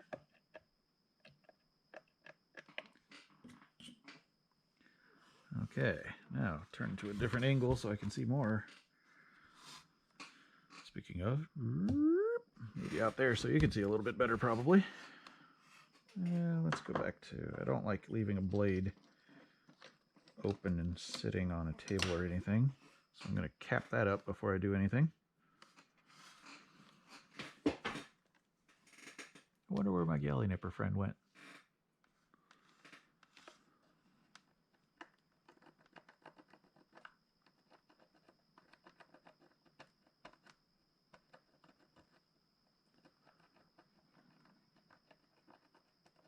Come on. Just a little on there. Oh well. I can come back to that. Boy, you're a stubborn spot too. There we go.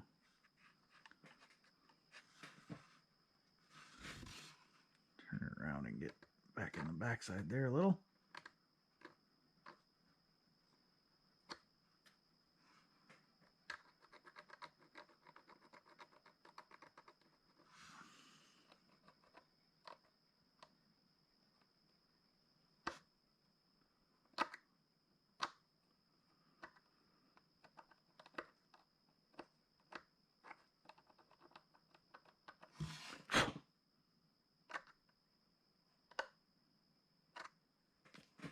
Well, let's just throw that on the floor. That'll be useful and not at all dusty.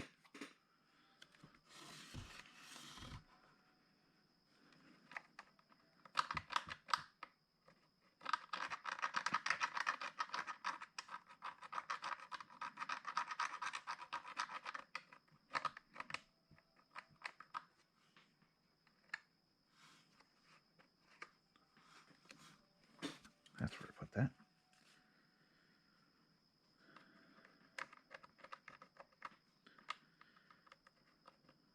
This is terribly exciting, isn't it?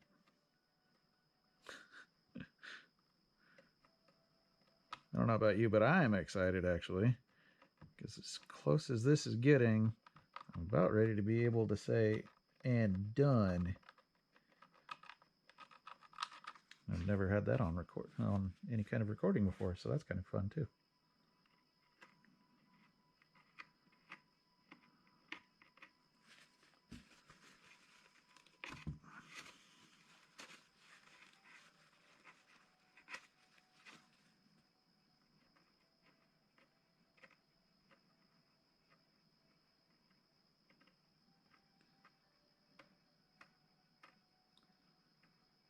Come off there.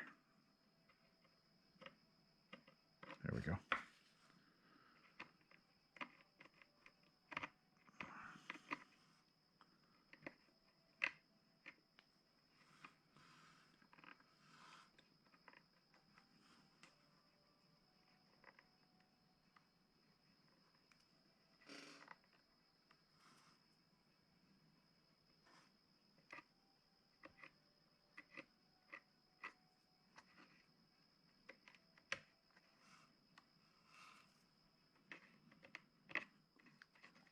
So that's what they mean by skin of your teeth.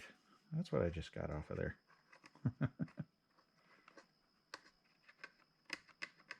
That's an old person phrasing, by the way, in case you don't recognize that. By the skin of your teeth. Never made any sense to me.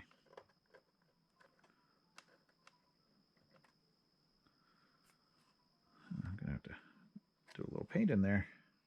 Just noticed that somehow I missed that right there.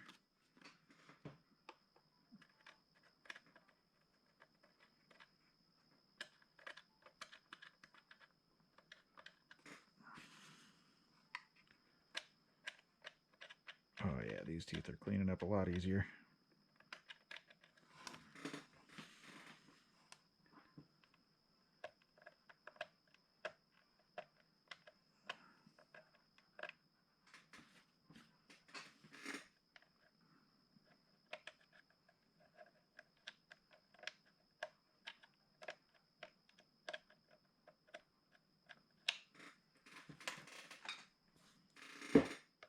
I'm going to see if I can... Oh, yeah, there we go. Had a bunch of stuff loose in there, but I couldn't get it out. I suppose that's basically what the point of a toothbrush is, isn't it?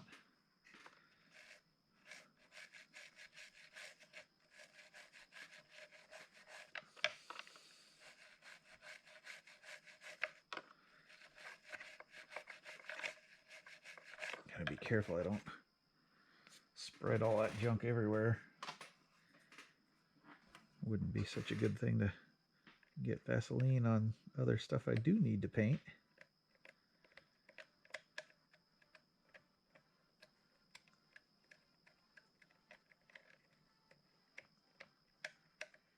And of course now I'm going to have to remember that I use the brush on these teeth so I don't use it on something that I don't want that on.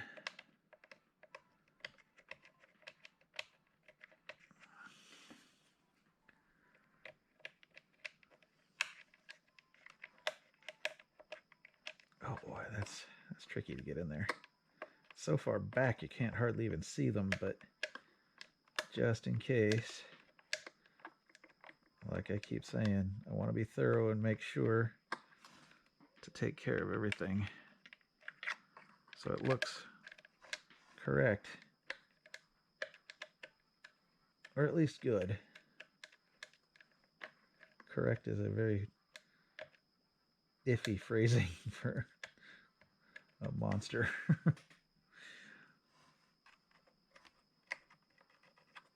Okay, so that's more or less all of that. May have a bit of touch-ups that I want to do, but I definitely want to touch up that spot right there. That might just be a matter of grabbing some black here. Duck under here. Whoops. Smack it with my head. Yeah.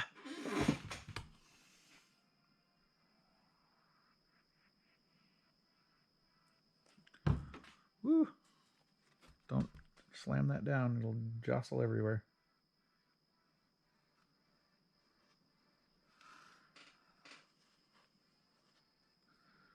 Well, that didn't help.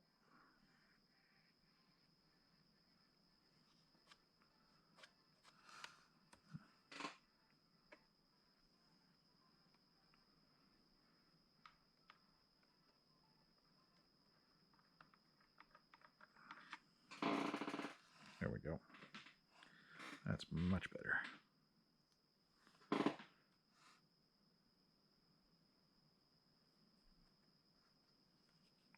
Now I'm just kind of playing with, whoops, spreading it on his cheek by accident, apparently.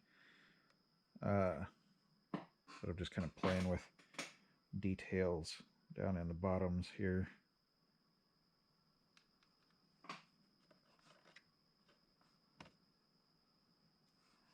Darkening up some of this stuff down in the bottoms, just because I think it would look good to be a little bit darker.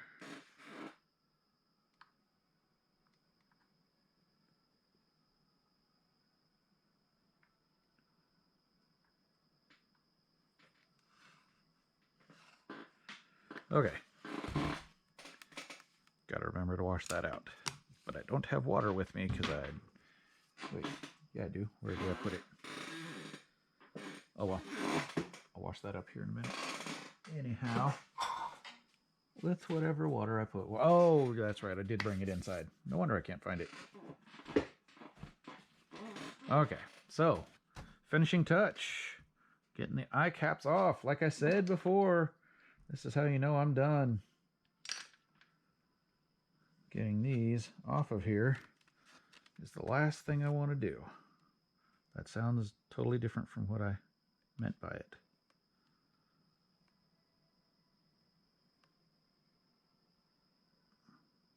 I have to be really careful not to mess up all the paint.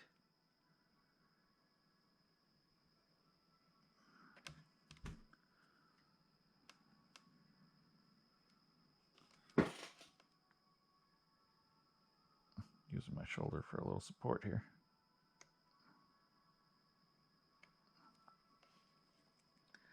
I may, frequently I have to, but I may have to go back in and do a little touch-up paint at the edges where this kind of flap comes off, or the covering of the eye.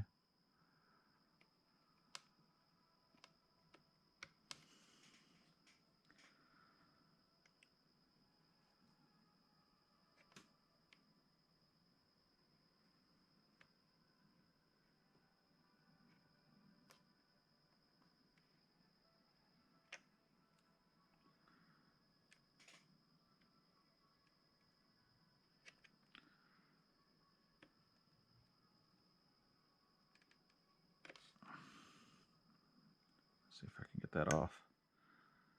I'm not entirely sure why it hasn't come loose yet. It's starting to worry me. Come on now. Don't be like that.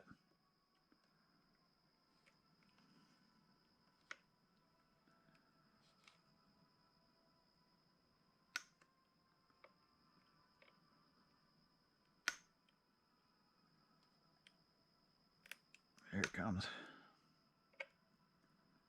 I may not have it all trimmed yet, though. I do have rather thick coat of that gloss medium down there to deal with, so that might be one problem I'm coping with.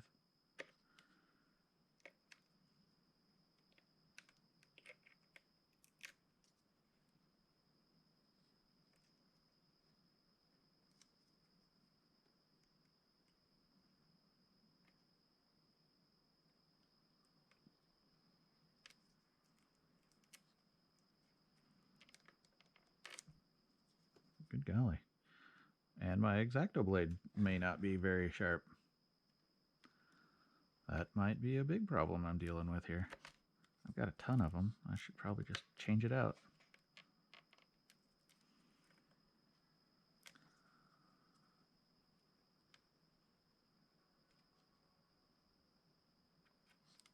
Okay. Come on now.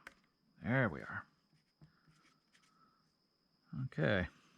There, a little fisheye. Need a little cleaning up around the edges here, but there's that. Yep.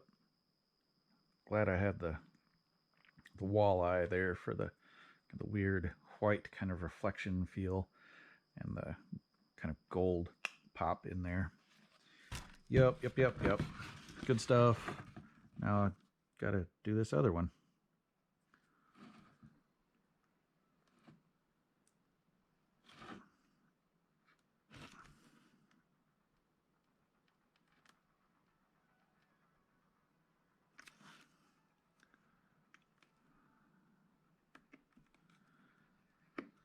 Oh, come on. Work with me. Don't be silly.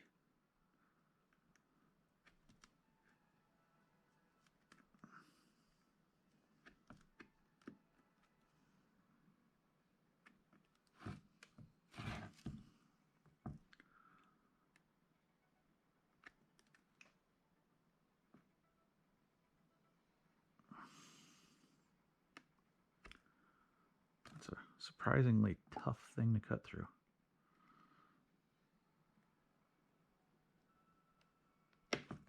Ooh, good thing my paint's tough.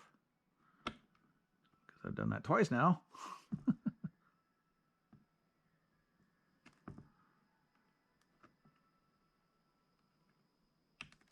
Okay, let's see if I can pull that. Instead, I'm getting the paint off the top. There we go.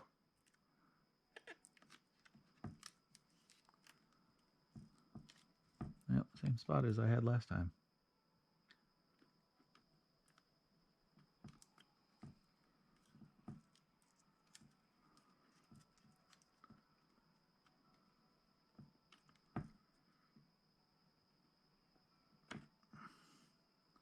Around the tear duct is always a bit trickier.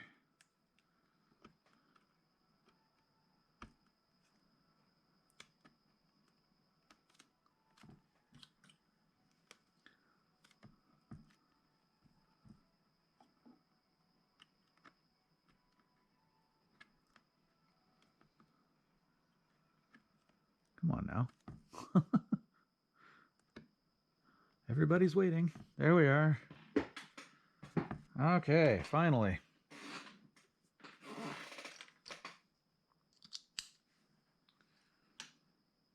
Barring a bit of possible touch-ups, done.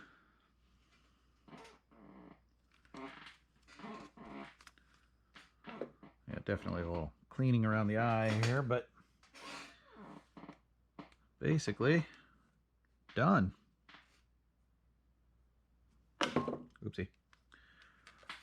Done, and then I break it.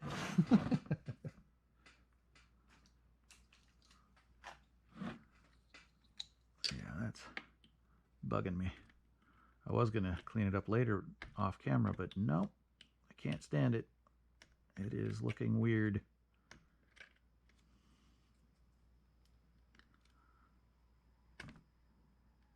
And I have no idea why it's sticking so resiliently in there.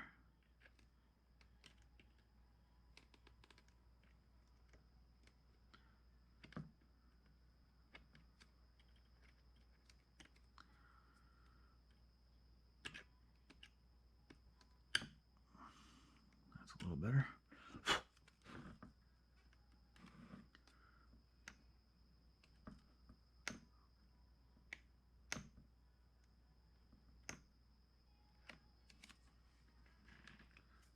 Kind of wish I had tweezers. That might make this... Well, I have them upstairs, but I don't want to go get them. But it would make this a little easier.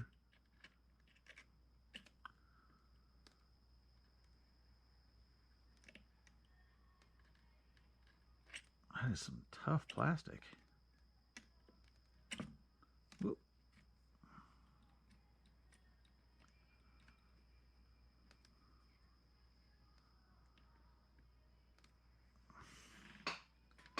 Oh, dang it, you're just a little too far. Oh, hey, I did get it with my nail.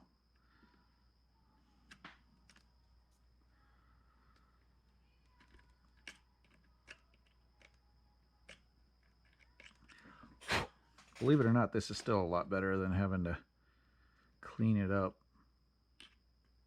with paint all over it. That's always a bad time.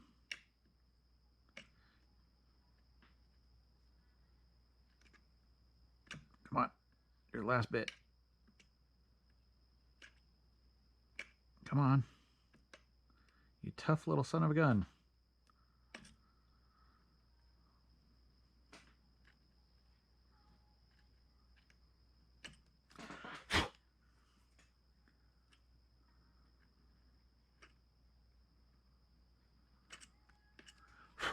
There we go.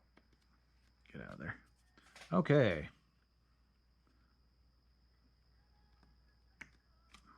Just a little bit of extra here.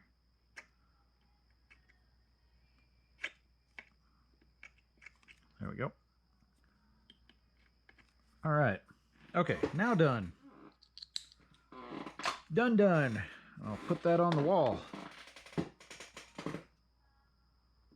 Yep. Okay.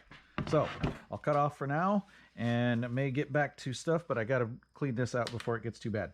So probably come back in just a little bit at what time?